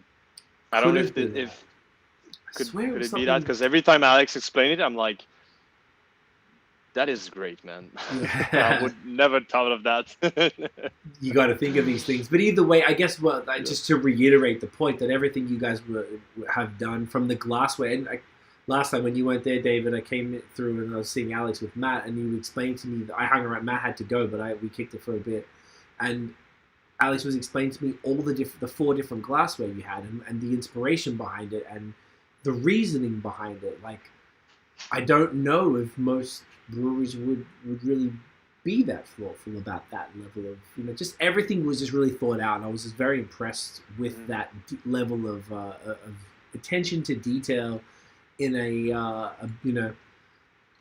business that you guys did most of the things yourselves, and during a time that's been pretty stressful for the entire planet, let alone a new business owner who was trying to deal with what we were talking about before, getting everything in place and getting the money and making sure you open on time. And then now you're like, fuck, we've been spending money for a year. We need to get some product out here. It's a lot. And I just thought that was very impressive. And I think that speaks to probably who you guys are as humans that really care about this and have put that level of thought into it. And I hope that when the more people get to come by, it's only about to be the second weekend, which is, it's pretty crazy. Are able to understand that, and I'm sure they'll, as they talk to you guys are extremely welcoming and talking, David, you were at the door welcoming every single person when we were talking, and everyone who came by, you were explaining the beers and like welcoming them in, and it was very cool. And just to see that, and you guys are just really have created something very, very cool, man, and it's very welcome in the beer scene. And you don't get lineups down the street for a brand new brewery like that if the word hasn't spread. And that was before people had even tried the beer. They just thought it was cool. Yeah. Wait till they try the beer, and then they'll be fucking going nuts, It's really nice, man. I really appreciate what you just said. Really, it touches me right in the heart, right in the feels, right in there. We really put a lot of thinking behind everything we do, but I think the main thing is we've been really lucky with the people surrounding us. We've talked about our really supportive girlfriends. Yes. All the design, everything, branding related and whatnot is out of the minds of, like I said, my sister-in-law, Amy. It's crazy.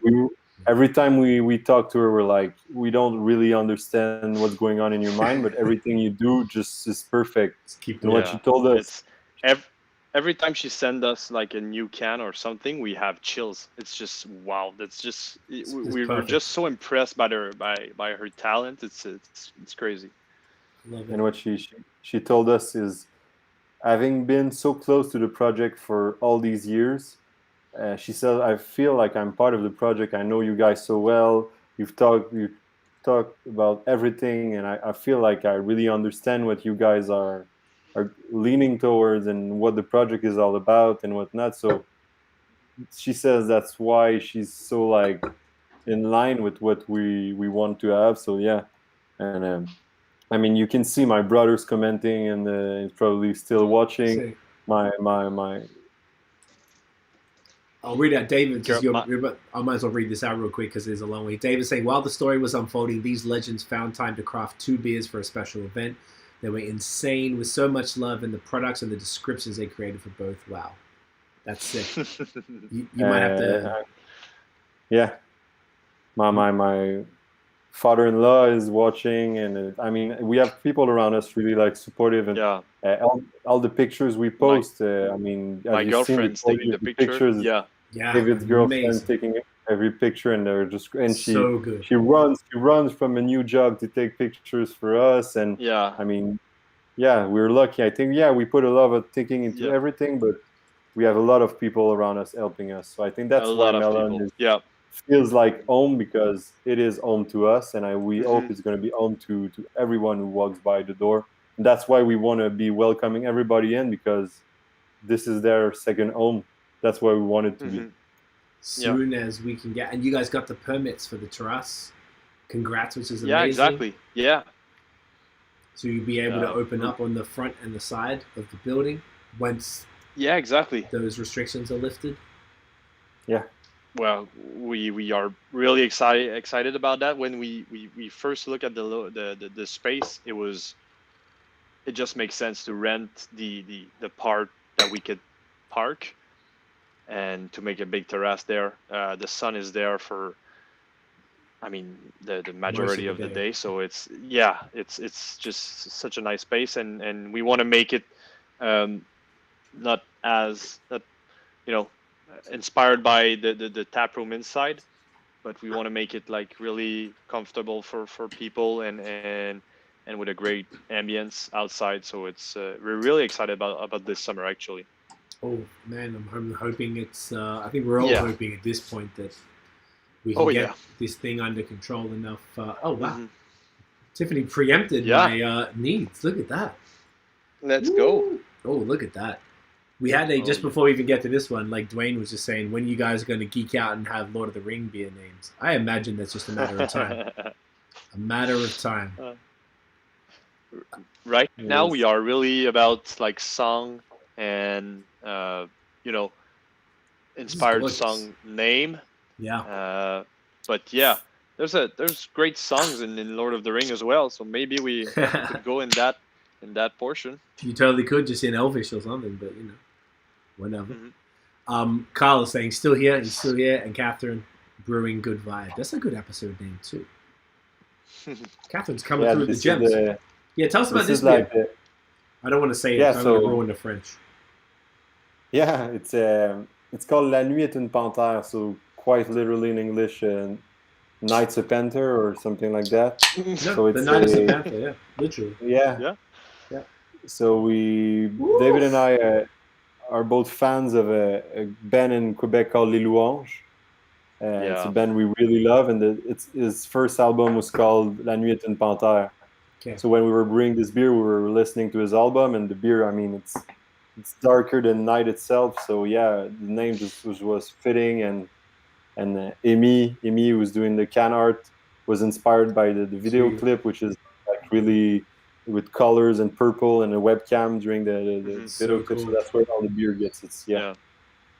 So on the can, you can see kind of the webcam dot. Sorry, I think Siri is going.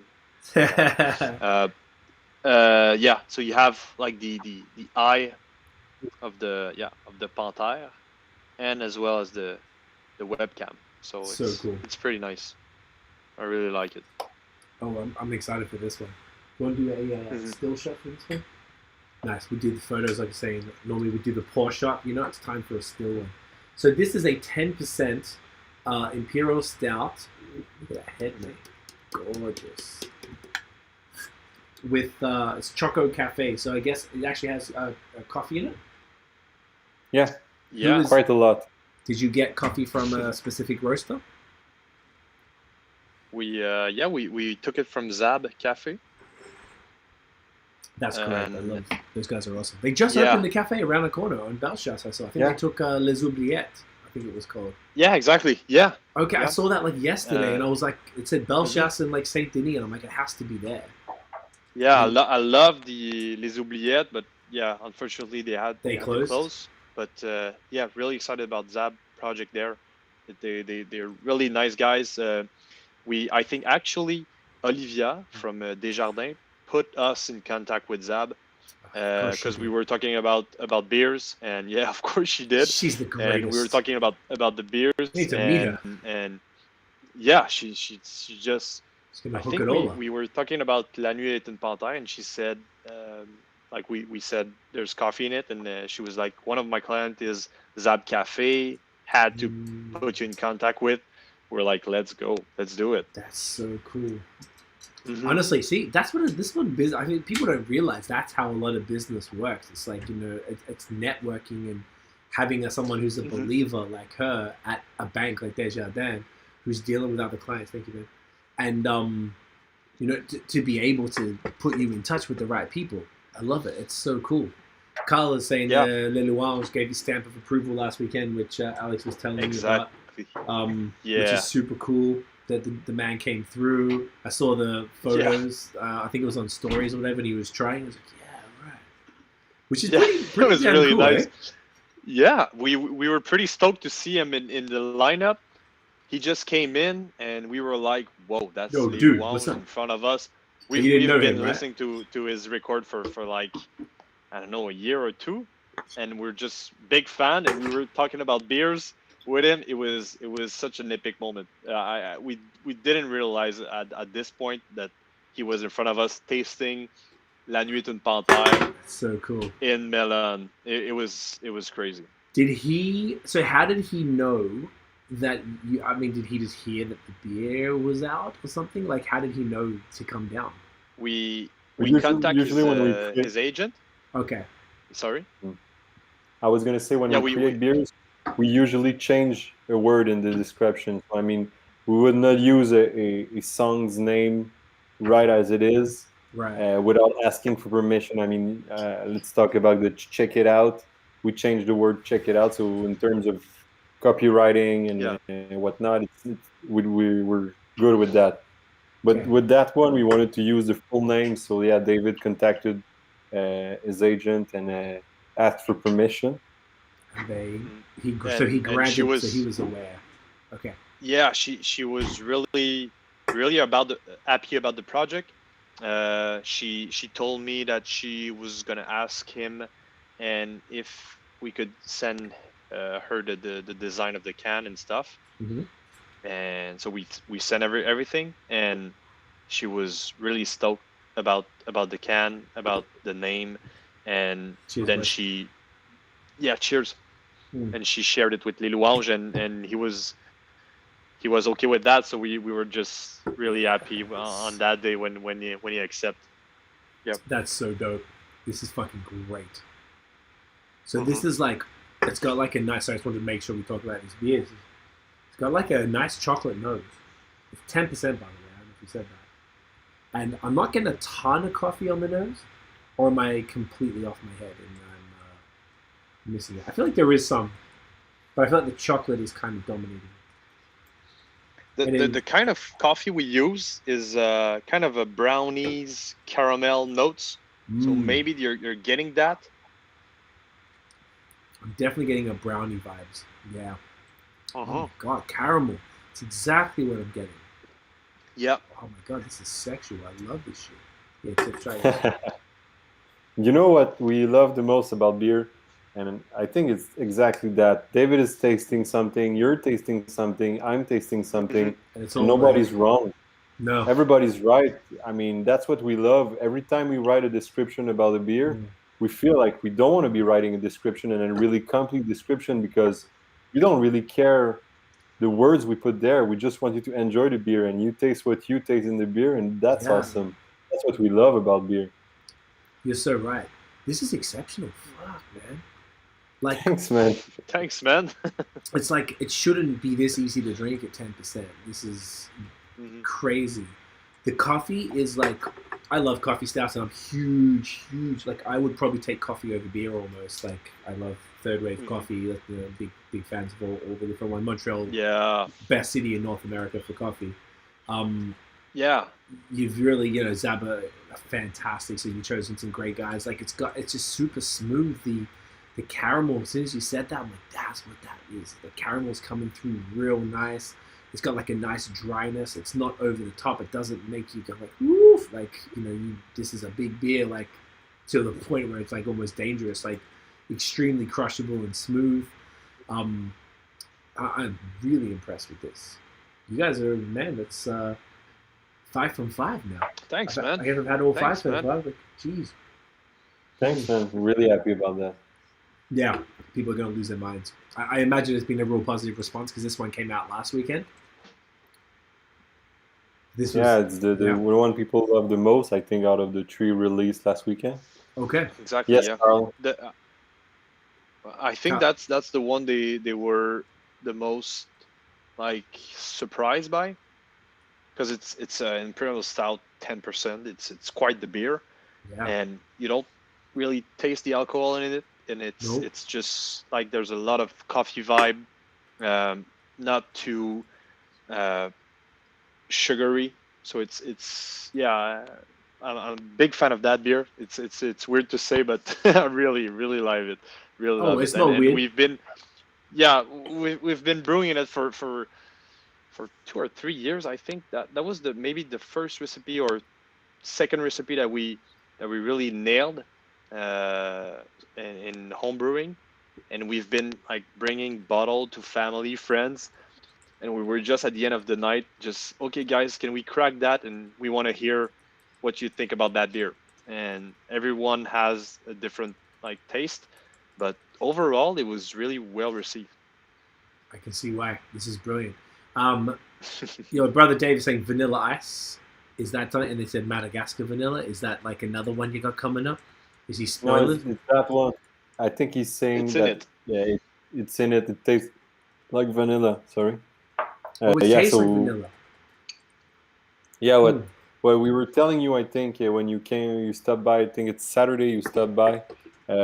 When we Yes. infused the coffee beans in there, during 3 Totally hours, good. David and I were crushing the coffee The beans beans. with stainless steel pitchers and bowls and whatnot. We wanted to be like sanitary, so we crushed it in stainless steel bowls, sanitized stainless steel bowls with sanitized stainless steel pitchers, and we crushed the grains, all 11 kilos of them.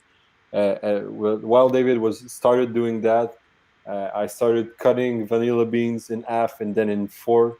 And there's 100 vanilla beans from Madagascar in there. So yeah, all by hand. And David was saying, and it made me laugh a lot. He said every time because he had a headache because crushing the grains was really like hard on his neck. Yeah, straining on his neck, and he was saying, "I hope people know how much love is in this beer," and he was crushing the grains. So much love. Oh, that's so good. I feel like you're right. Like I didn't think of the vanilla, but the vanilla is holding down like that. It's like basic chocolate coffee vanilla. This is fantastic, man. This is like it's really eclectic. I thought it was super interesting that you guys came out first week. So Czech Pilsner, the rye IPA, No Woman No Rye, and the which is gold, and then this bad boy, the Imperial Stout, Yeah. and then this week you've got the New England IPA and the Saison in Fuda, the Fuda Saison. Like that's four completely. Some say four. I can't even count. Five completely different styles.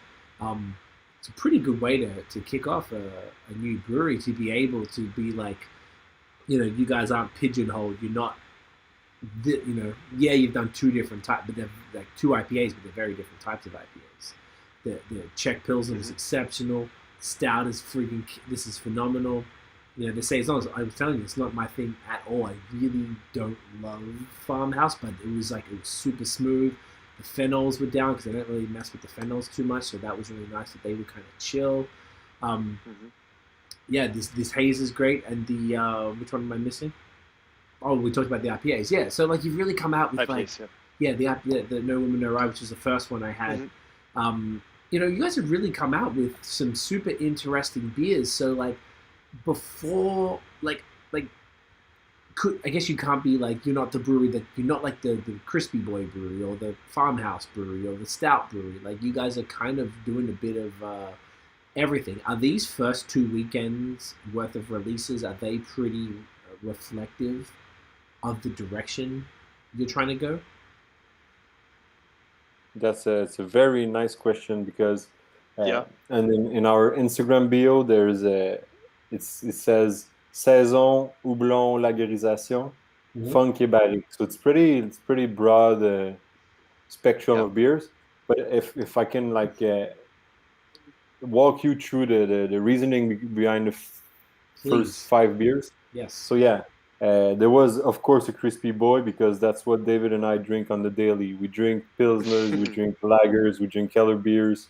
I mean, Hildegard is walking distance from David and I, and we drink way too much of their beer. Yeah, great brewery. Arikana, I think I can see Arikana through the window right there. So yeah, we love what Arikana does. So yeah, we're really crispy boys to the art.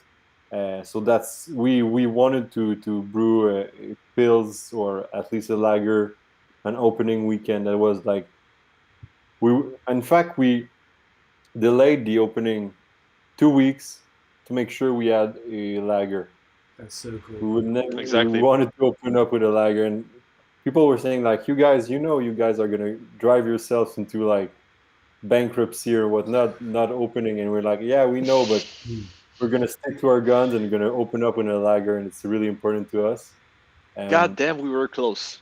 Yeah. Hey, you made it though. You made it. Oh God. And we wanted to. we really love Up. To be honest with you, we really love Up. The main reason we were traveling through so many breweries in north of the United States, like Brooklyn and Toronto, and Brooklyn, Toronto, Maine, Portland, Boston, whatnot. At the beginning was to find the greatest IPA. So yeah, we were really Up lovers at art, and this is what brought us to homebrewing. In the first place, we started brewing IPAs. So we're never gonna shy away from brewing IPAs because we love them. So we and the first recipe we brewed, that David and I we looked at each other and we said, I think we're not so bad brewers after all. Is the No Woman No Rye, and this is 100% true. We brewed the No Woman No Rye, and we're like, I think we've got something pretty nice in our hands, and we were really happy with the results. So we were gonna brew this beer for the first weekend. That was like a no-brainer to us. It's like I wouldn't say our flagship beer because we don't have like a flagship beer that's gonna come out every week or so, but it's really like the first beer that really got us thinking we could start a brewery. The stout is probably the beer we brewed the most, and it's weird because it's the only stout we brew, but it's the beer we brewed the most, and we worked on this recipe so much that we wanted to, and we really thought about not brewing it for the opening weekend because it's not stout season after all. It's May, it's lager season, sour season, IPA season. It's not stout season, but we felt like we needed to get this beer out because it's like the recipe we worked the most on. So we're so happy with the I remember. I'm just gonna jump on that, Alex. But I remember it's always a beer that we have released in our family during Christmas. So I remember, I think it was like the 21 or 22nd of December. I don't remember the year, but I went to Alex's place and we were just bottling stout, and we were ready to just give those stouts to the family during Christmas. And I think it's just it came a little bit with the history, and it makes sense that we released that beer on the first weekend because it's like we love that beer, and I really think it's a really nice beer to have even in the summer because it's not that heavy and not that sugary. So yeah, it just reminds a lot of great memories of the journey we had before launching the brewery. I love that. And after that, if I'm being honest, what we drink the most is saison and lagers. David and I drink saison and lagers like it's our job, and it really is our job. But we drink lagers and saison like we drink that on a daily. So we really want to brew a lot of lagers and saison. But at the same time, we always look at IPAs and we're like, God, it's good. God, we love IPAs. So it's like, we're never going to be like a one-trick pony, I think is the one-trick pony. Is that that's the one? Yeah, so we're going to be brewing these styles, and it's like, but we're going to do some experiments because why would you have a brewery and why would you own a business if it's not to try a few things and maybe make a few mistakes, but at least you're having fun doing it, and at least you're trying something, and at least you want to do things differently. And like David was saying earlier, Mellön is not a communal space, but it's a place for community, a place where people come and talk about beers, and people have a few questions, and people have a few suggestions. And after all, we're brewing beers for people. And I'm doing like a parenthesis in there. I'm gonna hear a lot about suggestions tomorrow. David's gonna laugh about that word because I'm not able to say it. But yeah, I was gonna mark it down and just say it to you the first thing in the morning tomorrow. Savage. Hey, but other after all, languages are hard. Yeah, and we're brewing beer for people, and we're gonna ask a lot to people what they want to be drinking, not because we want to be selling out beer every weekend, just because we're brewing beer for people. I mean, we're brewing beer for you, we're brewing beer for everyone who's thirsty for Mellön, and I mean that's what we're gonna brew, beer that people enjoy drinking and that we enjoy drinking. Yeah. No, and I don't know if you remember, Alex, but you clearly remember because you remember everything. But when we homebrew at home at your home, we tried so many recipes about like different style, about like brown ale, Irish ale, saison. We tried everything because we really wanted to brew the right thing that we wanted to drink at that moment. And I think that is a little bit of the vision of Mellön. I like that. That's really what it's going to be, right? What you want to drink in the moment. So on that, like, what can people, the drinkers for the first 2 weekends, we got the first weekend out the way, the second weekend's coming up. So we've got the 5 completely different styles, well, sort of, because there's 2 IPAs, but they're very different IPAs. What can people expect from Mellön moving forward? Going into the rest of the year, coming into your first summer, what sort of stuff can people expect? That's more of the same but variants, or what can you offer? Now, I know you might not be able to give it all the way, but just to give a bit of an idea of what people can get from you guys. It's not your first rodeo because you have such great questions. So, been around the block. Yeah, you've been around the block a few times, and you have probably really nice calves for it.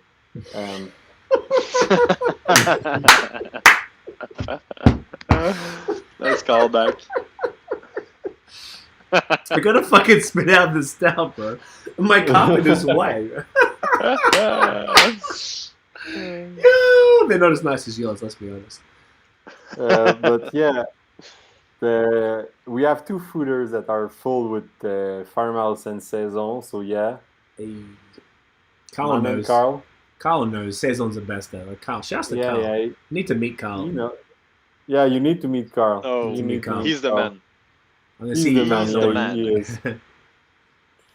I used to go to Carl's every month or 2 weeks with Catherine, and I haven't been in almost a year. So that's a part of that's hard. Life. Yeah. We even brought the homebrewing kit to Ogden. He lives near Magog, and we brewed a beer there. So yeah. Nice. And he dropped the mash tun right in the kettle, because we have the mash, the like you mash the beer and then you lift it and you put it on top of the kettle and you start it boiling, and then you sparge it a little bit. So it's a bit technical, but there's a basket on top of the kettle, and I think Carl didn't align the thing well, so he just dropped it right in the beer, and it just floats everywhere. So it's a great story. I wasn't there, but Alex told me, like, I think every morning he told me that story. He's like, let me tell you about Carl. And the beer was a saison, and the beer is we loved the beer. We bottled it, and it was like a family beer. But the beer was called Splash because Carl made a splash out of it. As long as nobody was hurt, is Carl okay? No. Carl was full of beer, and he was like, "I don't care. I love brewing. Take me through the next step. I don't care about the beer." I like his vibes. Carl he's the kind of guy that wakes up in the morning and he's wearing a shirt. He's always like really neatly clothed, and he's brewing neatly clothed, he's gardening neatly clothed, and he doesn't care. He's Of really course. like, he's the man. He's Of course. classy, He's the man. but he'll get his hands dirty. I like it. Oh yeah, he will. He He's a doesn't man. mind. He's a man Exactly. of everybody, man of the people. He is. I love it. Shouts to Carl. Yep. What were we talking about? Like I was saying, I was talking about the beers that's coming. There we go. For There the we go. next releases. Keeping me on track. So a thing we really like is, and we're really proud to say that, is we have we're gonna have 8 tap lines, 8 draft lines at Mellön. And the thinking behind that is we want people to come by maybe twice a month and never seeing the same beers. So that we want to rotate the beers really soon, really often, because we want people to taste new things. We want people to really like try new things. We want to get people to know new type of beers. But at the same time, if we have beers that people are asking for really often, we're going to brew them again. We're not never going to brew the same beers, but we're not having like, we're not going to be the place where you have the same 3 beers all the time. Beers are going to rotate all the time, and maybe the same beer is going to come twice in a year, but maybe it's not. I like that. And another thing we really like to do in our releases, if I can say so, we like to match 2 types of beer that don't work together, like in your mind, but it's going to make you try 2 types of beer. So let's say people come in for an IPA, but they stay for a Pilsner. Yeah, exactly. Yeah, that's exactly what I'm gonna say. You'll come for the IPA, you'll stay for the pills. I love that. Yep.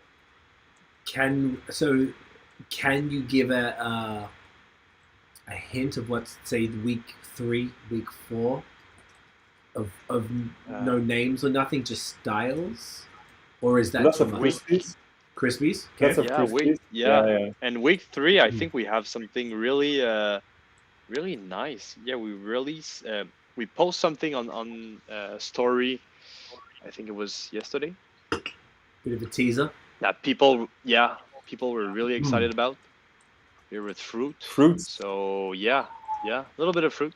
So there's a reason to come by every week. Exactly. No, this is awesome, dudes.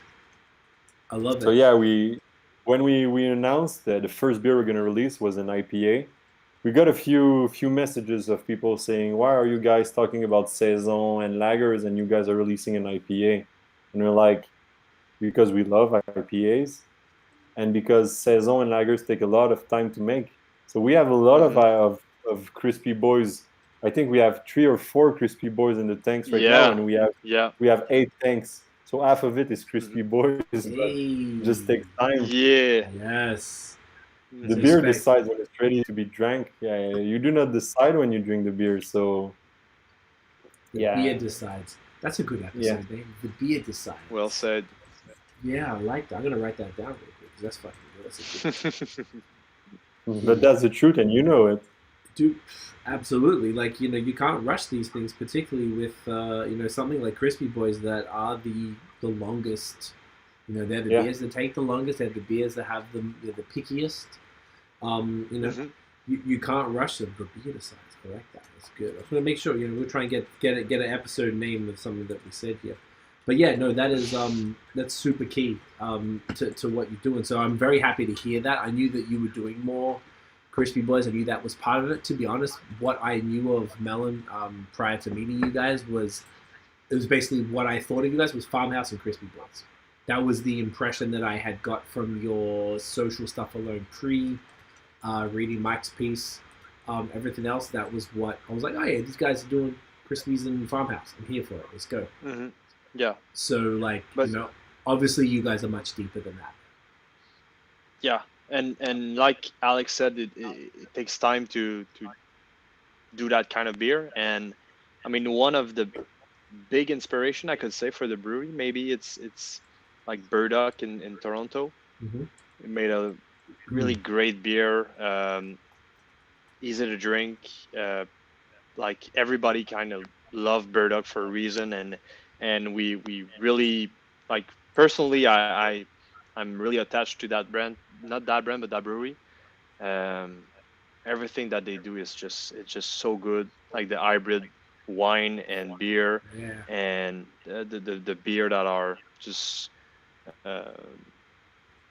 mixed with the mark of grapes. So I mean, we're gonna do that, but it takes a lot of time. So that's why it's not in the first release, but it's gonna come for sure. Definitely. Yeah, Burdock are doing some really, really fun stuff. They were one of the first brewers, I think, that really leaned heavily into the wine beer kind of hybrids. They do a bit of crispy boys, a bit of IPAs. And I can definitely see you guys in that. Like we were talking earlier, like the photography style that your missus is doing is exceptional, and it is somewhat reminiscent of what Burdock are doing. Which is a fantastic role model to have, because they make some phenomenal beers, and their whole presence, their newsletter, their social, it's very, I get the newsletter, so I see the stuff all the time. It's very cool. Yeah, their marketing is so great, and my brother lives in Toronto, so nice. I can make a lot of order from Burdock and have them delivered in Montreal. So it's yeah, we have them in the radar, but it's such a great brewery. I love the vibes and the the kind of let go they have. They don't think too much of themselves. They don't have like I don't know. I really love that brewery. Yeah, man, they're a big fave. My brother's in Toronto. My girlfriend's from Toronto, and my brother lives there too. So we were there. Well, before the pandemic, we were there. We were there once a month as well. And there's a great scene out there. I think it's an interesting time now you mentioned that, particularly for you guys. One thing I've noticed during the pandemic is that people like us here in Montreal, we go to Vermont when, like you guys were talking about too, Vermont, Massachusetts, Maine, whatever. We go to New England, cross the border whenever we could to try different stuff, obviously around Quebec, but, you go down south. Now that, the folks in Ontario, they would probably go to Buffalo, Rochester, which has really come up. That whole region's really come up.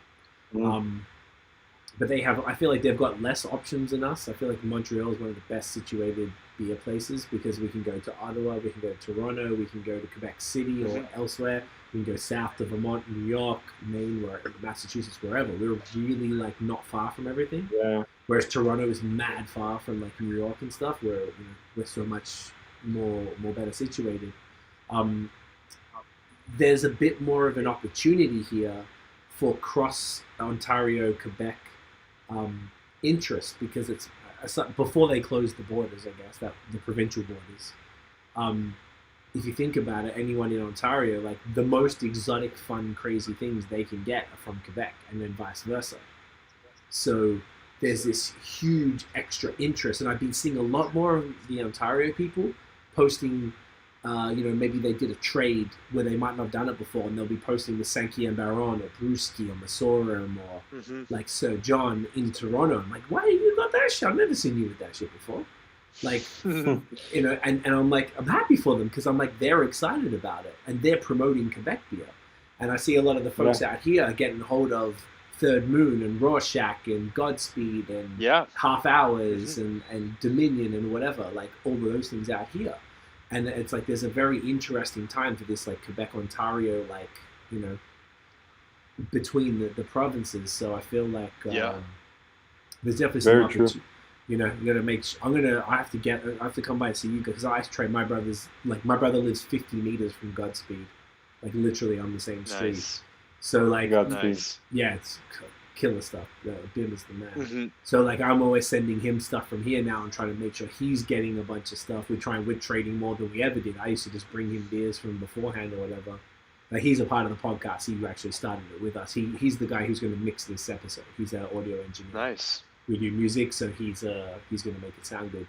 And making sure. So anyway, I guess the point being, there's just an interesting time for the Ontario and Quebec beer drinkers to cross-pollinate within each other, and I think that's it'd be an interesting thing to, there's going to be a lot of interest, I think, in you guys from Ontario, being that they're the closest major city aside from Ottawa to us here in Montreal, and being that it's difficult to get stuff from overseas, from the States and stuff. Now it's going to be a lot of interest. So it's cool that already you guys have got a strong connection to Toronto and stuff out there. I think that's important moving forward. We love.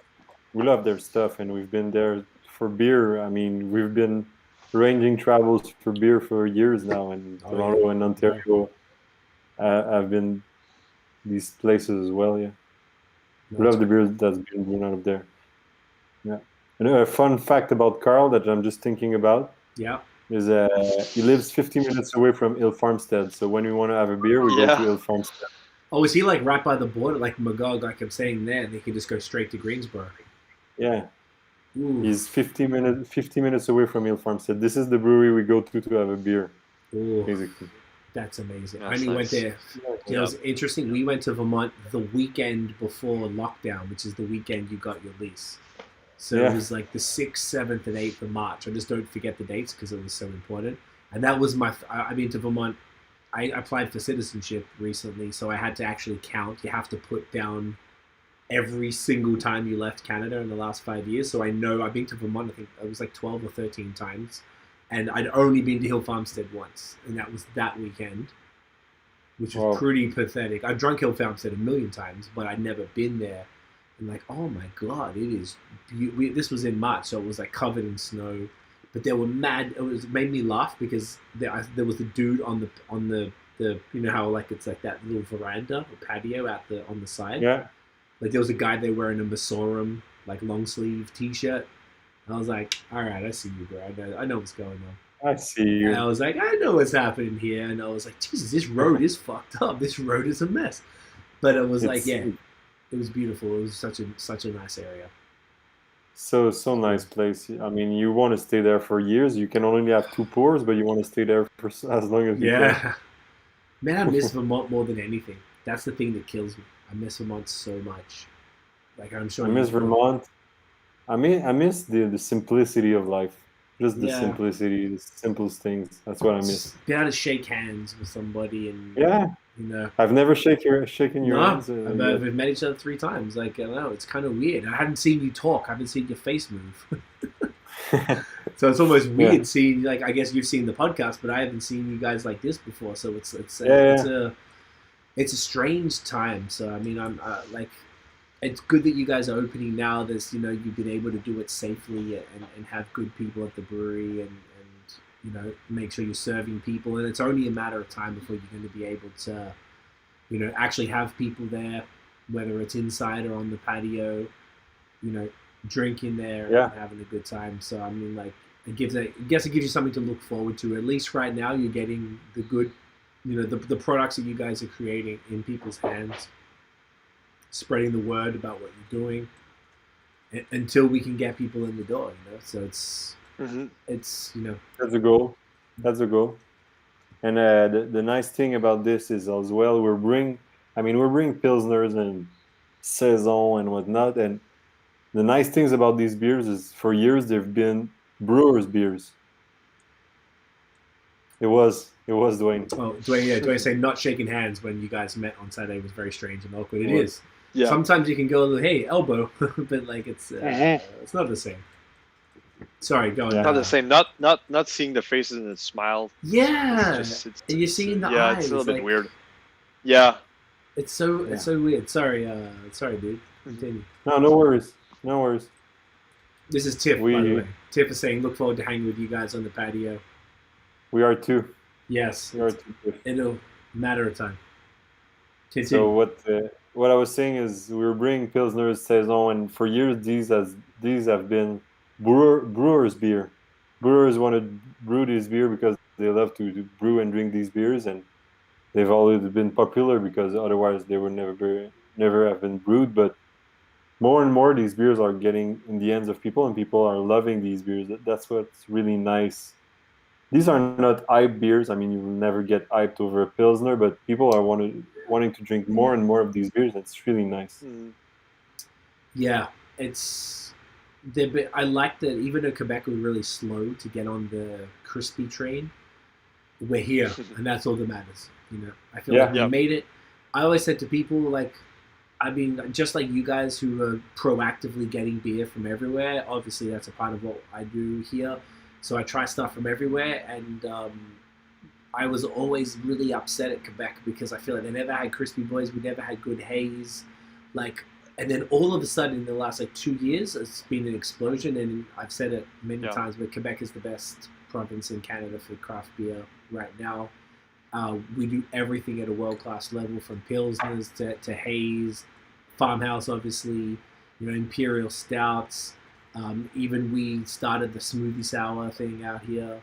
Like, everything is incredible here in Quebec. I think we're extremely fortunate, and I'm really proud of how Quebec went from sort of like being purists and not doing anything to all of a sudden this new generation of brewers coming out and being like, fuck this, let's do it. Like, let's go and do exactly, And I think it came with a new generation of drinkers. Like, for instance, my older brother used to drink only IPAs and New England IPAs and stuff like that.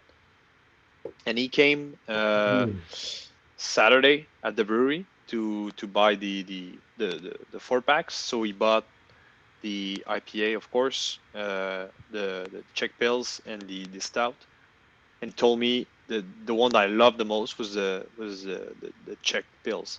Yes. So I was like, man, you're just, your palate is kind of getting is evolving. So you're gonna get open to some new beers, and you're gonna love what you're gonna see about the new beers and new breweries that you're gonna try. If you don't stick with the IPAs and you just open your mind a little bit, you're gonna find some great stuff. It's a really good point. It's like the next logical, like I've said that I was talking to someone about this recently, but basically, you start drinking macro lagers and you go to like European lagers and then ambers and porters and stouts and brown ales, and then into like the crazy bitter West Coast stuff, and then to Belgians, and then the trendy stuff happens, the New Englands and the kettle sours and barrel aged sours, and then you kind of come all the way back around to lagers again. And like, personally, I consider myself mostly like a haze boy. That's like my jam. But if I could choose a style over anything, I'd choose a lager or a pilsner any day. So, honestly, it was the thing that I was most excited to try out of all 5 of the first batch of beers. Was your Crispy Boy, and it did not disappoint. It's my favorite. Wow. When I talk to my brother and we do stuff, and I'm like, yo, what Crispies they got? Like haze and stuff is cool, and I'm always appreciative of that. But I'm like, yo, what's go to Godspeed real quick? Can you just grab me this? Like, that's all I care about. And I feel like there's a lot of people like that are just appreciating it on a level because you've tried everything, and then you just like that style hits you in a way that it's just sort of like, it just gets you. Like, it's so beautiful, and I know it's so hard to make, and it takes so long. Yeah, exactly. When you know the work there's behind a lager and a pils, it's just you change your mind a little bit about the appreciation of the beer. Yeah, man. I think that's really what it is, but it's more just, I think it's the appreciation, definitely, and just understanding. Was like when we drank it before, you're drinking it from a place of, oh, this is some basic shit. This is like whatever. This is just fizzy yellow beer. It's beer. But now there's like, it's got this whole other meaning behind it. There's a whole other like concept of what this thing is, because like maybe it's because people understand that it takes 6 weeks to make this thing. Like, you can't really make it in a shorter time period. So like, I think you can rush it. No, and that's exactly what you said before. Like, these beers are ready when they're ready. Like, you can't rush them. You can't be like, oh, quickly, we need to release you this weekend. Like, oh, you're not ready? Well, it's not happening. And I think there's like that, exactly, too bad. And I think a lot of the drinkers are understanding that now. And they've kind of evolved, particularly that, I mean, there's some people that you're kind of maybe talking about where a lot of people come into the game, and, people like us who've been doing it for a while, we've gone through that spectrum. But there's a lot of people who come in the game like drinking New England IPAs, and that's how they get introduced to beer. So then they might not have the same appreciation for a crispy just yet, because maybe they need to go through that sort of flavor wheel to come back to it, because it is so simple, but in that simplicity is this complexity that I feel like you could only, maybe, I don't know if it's right or wrong, but I wonder if you could only appreciate that if you've gone through all of that taste to it, you know? Yeah, exactly. And I mean, we've been talking about all the small details in the brewery and Keep talking. stuff, but Yeah.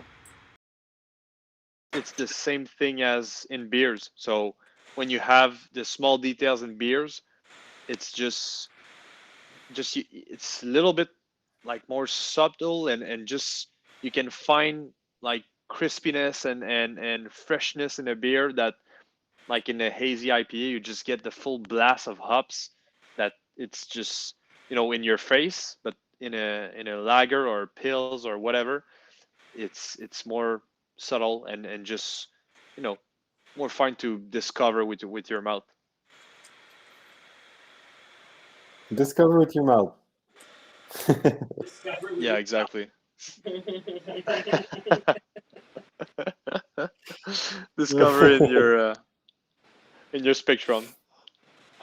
Man, yeah, uh, I feel what you're saying. I know you know, and I know we feel the same thing. But I mean, the blast we feel with IPAs is something I can't get enough of, because we're still brewing IPAs, and I still want to drink them on the daily. But Yeah, how many times in the past 2-3 years we've been saying, let's go to that place and we're going to check the menu, and if there's not a pills or anything on the menu, we want to go elsewhere, because we want that palate cleanser beer. I mean, it's the beer you start your evening with, and it's the beer you end your evening with, and it's the beer exactly. you drink in the middle. It's the beer you Yeah, drink in the the middle, in the the beginning you drink the everything. beer you cut your beer. Yep, the beer you cut your flight. It's yeah, You're so right. Like, but I feel like it's like the first beer you go for when you go to a brewery. What are you looking for? Like, I'm looking for a yeah. crisp immediately. That's the one Me thing too. that matters. Mhm. It's No, like, it's Yeah, me true, and too. and and I mean, it's kind of the first beer we had, like, at a younger age. It's not craft beer, but it's lagers and pills that we used to drink at first, like when we Mhm. started tasting beers. So Yeah. it's kind of reminds you a little bit of your roots. And Hmm. so yeah, No, I love I don't that. know, maybe there's something in that. I think there's definitely a throwback to that, so you appreciate it, but it's almost like it's nostalgia with a new Hmm. appreciation. So like you remembering Exactly. the time when you had like that shitty pilsner, but maybe back in the day you didn't know that it was shit, and then now we understand. You guys understand it at a whole other level than the average drinker because you're making it. But Yeah.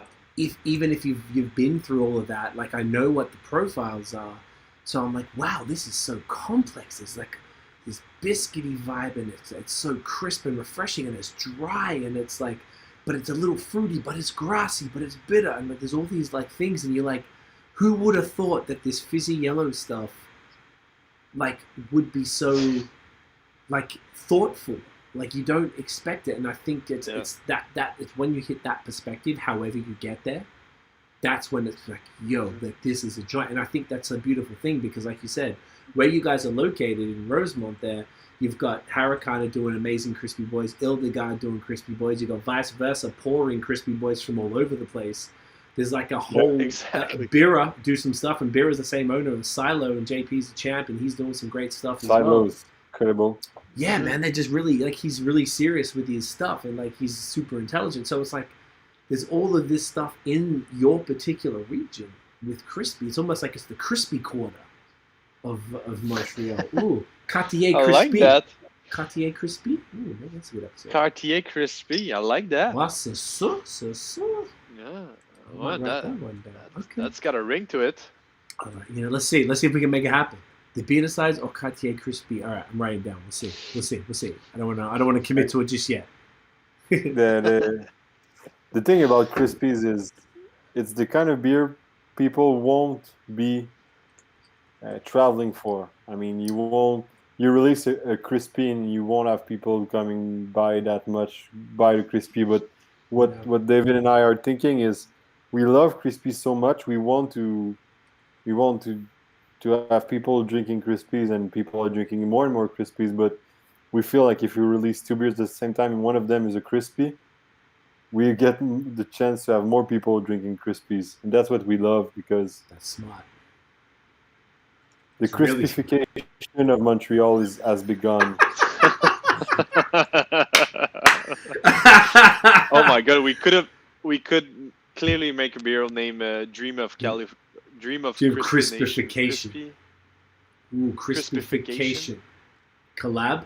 Dream of Think about it. I'm here for crispification. Oh yeah, I like that. All right, I'm I down. like that. It's happening. Do you know what? My camera is flashing. Yeah. I want to take the thumbnail before the camera dies. I can still go after. It's fine. Oh shit! What did I do?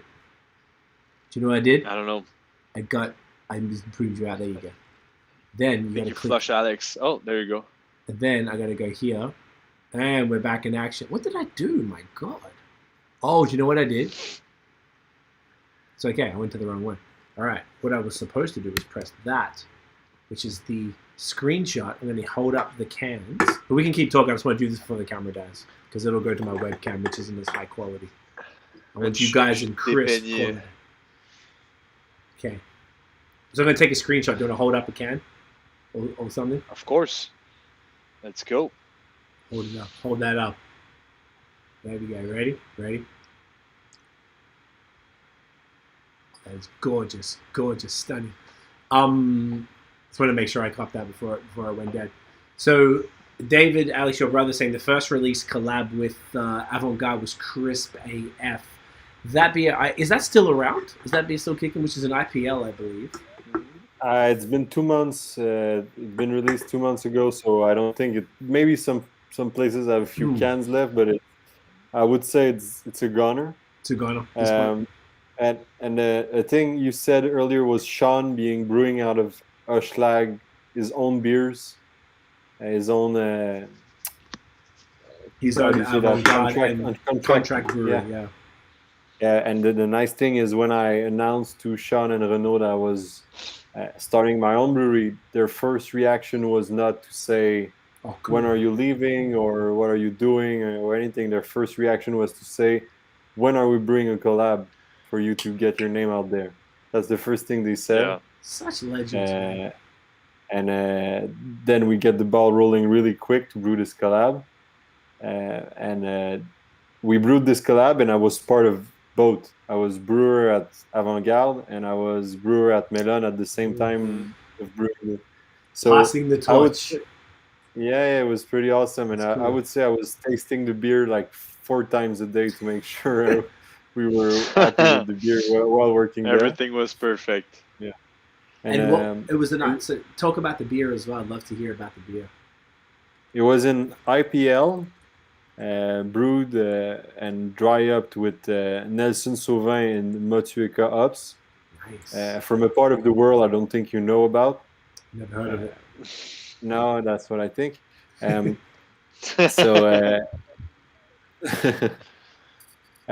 Liquid and Happiness of Tiff, you want to know how much good people they are? Talking. We have a loan with a place called Futurpreneur in Montreal. They loan money to new businesses, and they match businesses with mentors. And our mentor is Renaud from Avant-Garde. Mm-hmm. Are you serious? So he's our mentor, and he guides us and he helps us with many decisions. And it's a nice thing because with life going on and time flying by, you lose touch with people. But because Renaud is our mentor now, we are forced to talk to him every month. So it's really nice. Yeah, and he's such a great guy. Great advice about everything. I mean, he's been in the industry for so long now. It's nice to have him like in kind of our team. It's really supportive.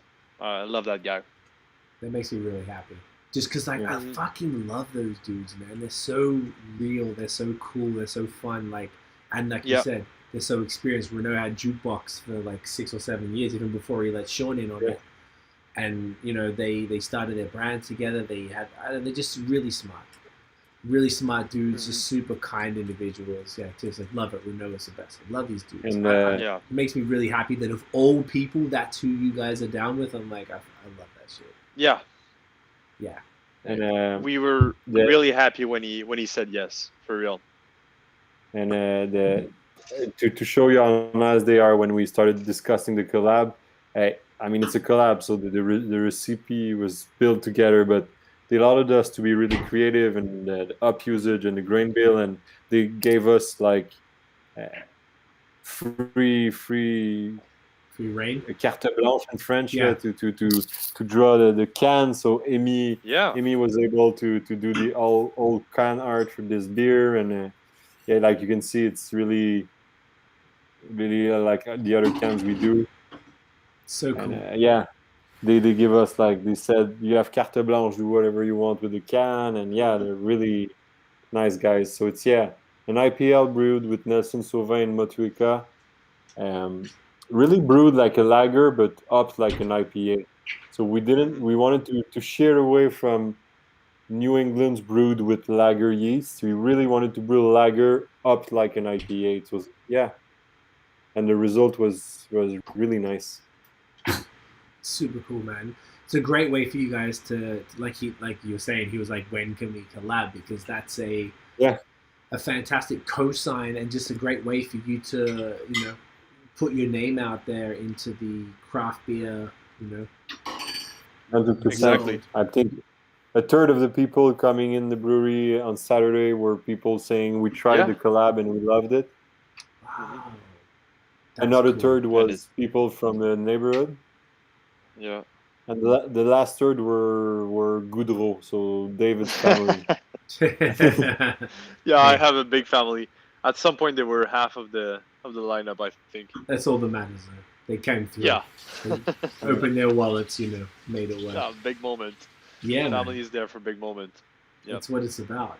No, that's cool. You guys have really, it's so smart that you did it the way you did it, from like the schooling to the working at the 3 different breweries.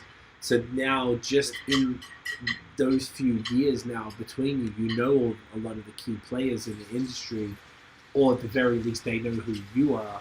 And the one industry on the planet that people aren't mad at if a new one that's similar, like if you're a brewery and a new brewery opens 2 blocks away, you're not pissed about it. It's beer. It's so strange, but another brewery strengthens that area. Now, Rosemont has become this like genuine place for a, like, when you can do it, like a beer crawl, from you guys down to Ile-de-Garde and vice versa, to Bira to Harricana in and of itself, like Canet, Shasta Kevin is a good mate, like, to get other stuff, like there's a whole bunch of just fantastic beer in this very small, circumference of an area.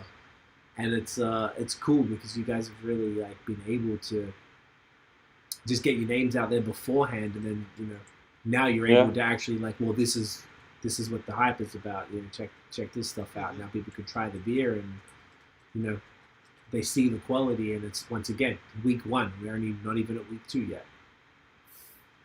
Yeah, and that's true to really happy. level. Yeah, really happy about the week 1.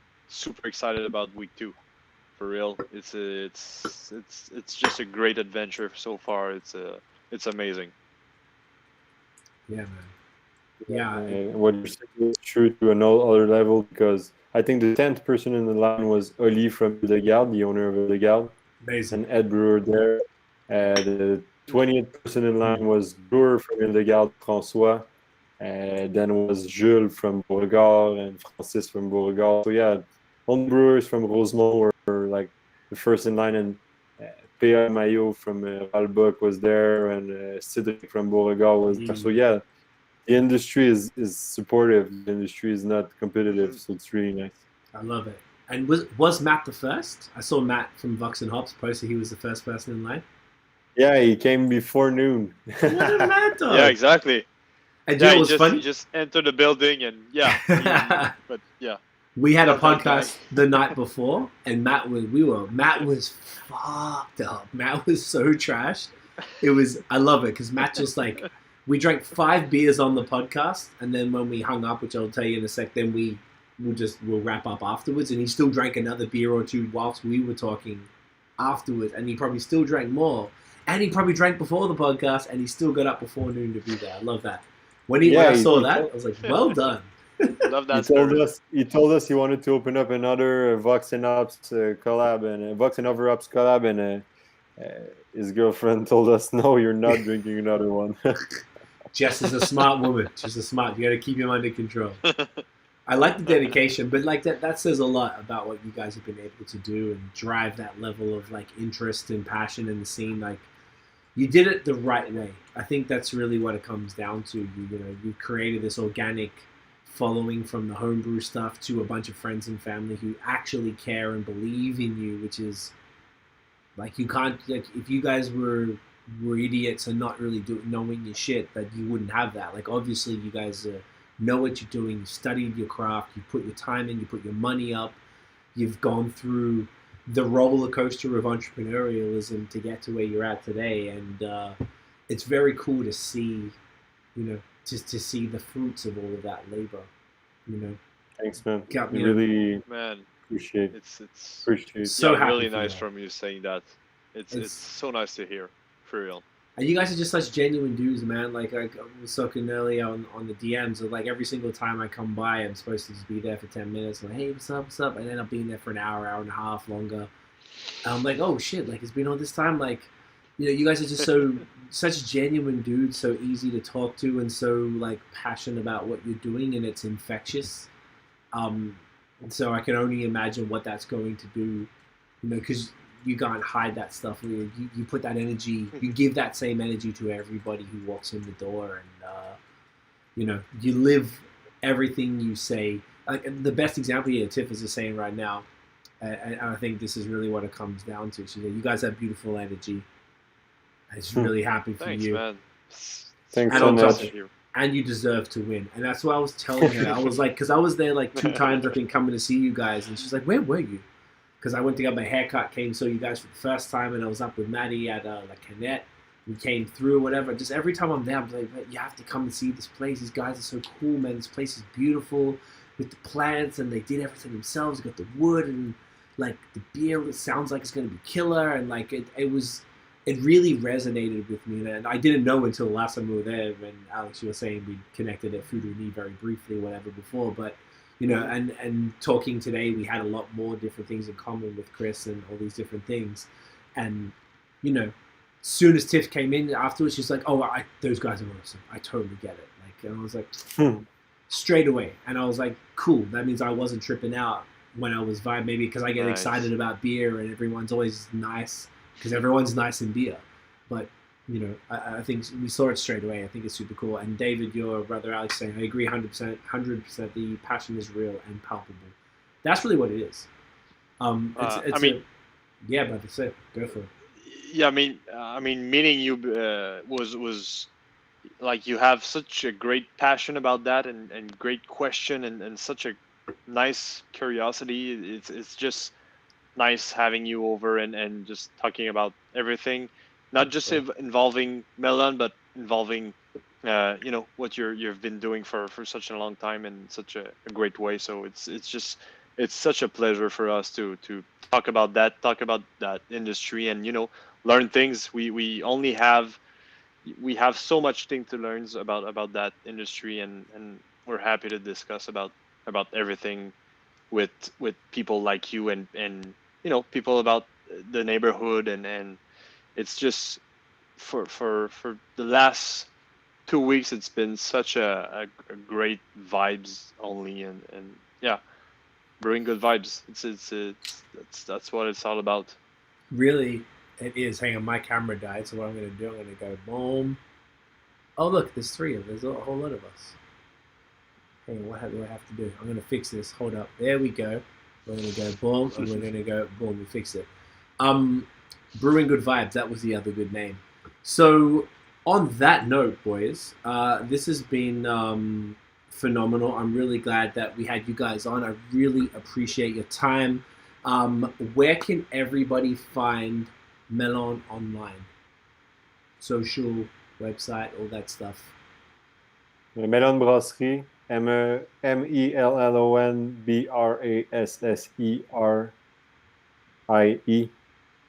On Instagram, on Facebook.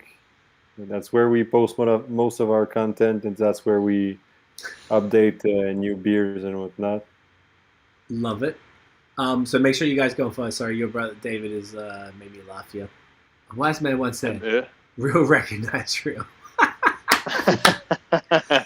Oh, you're a champion, Dave. I love this guy, man. He's fucking awesome. Boys, stick around. I'm going to wrap this up, and then we'll wrap it up on the end of the call. But guys, thank you both seriously so much for your time.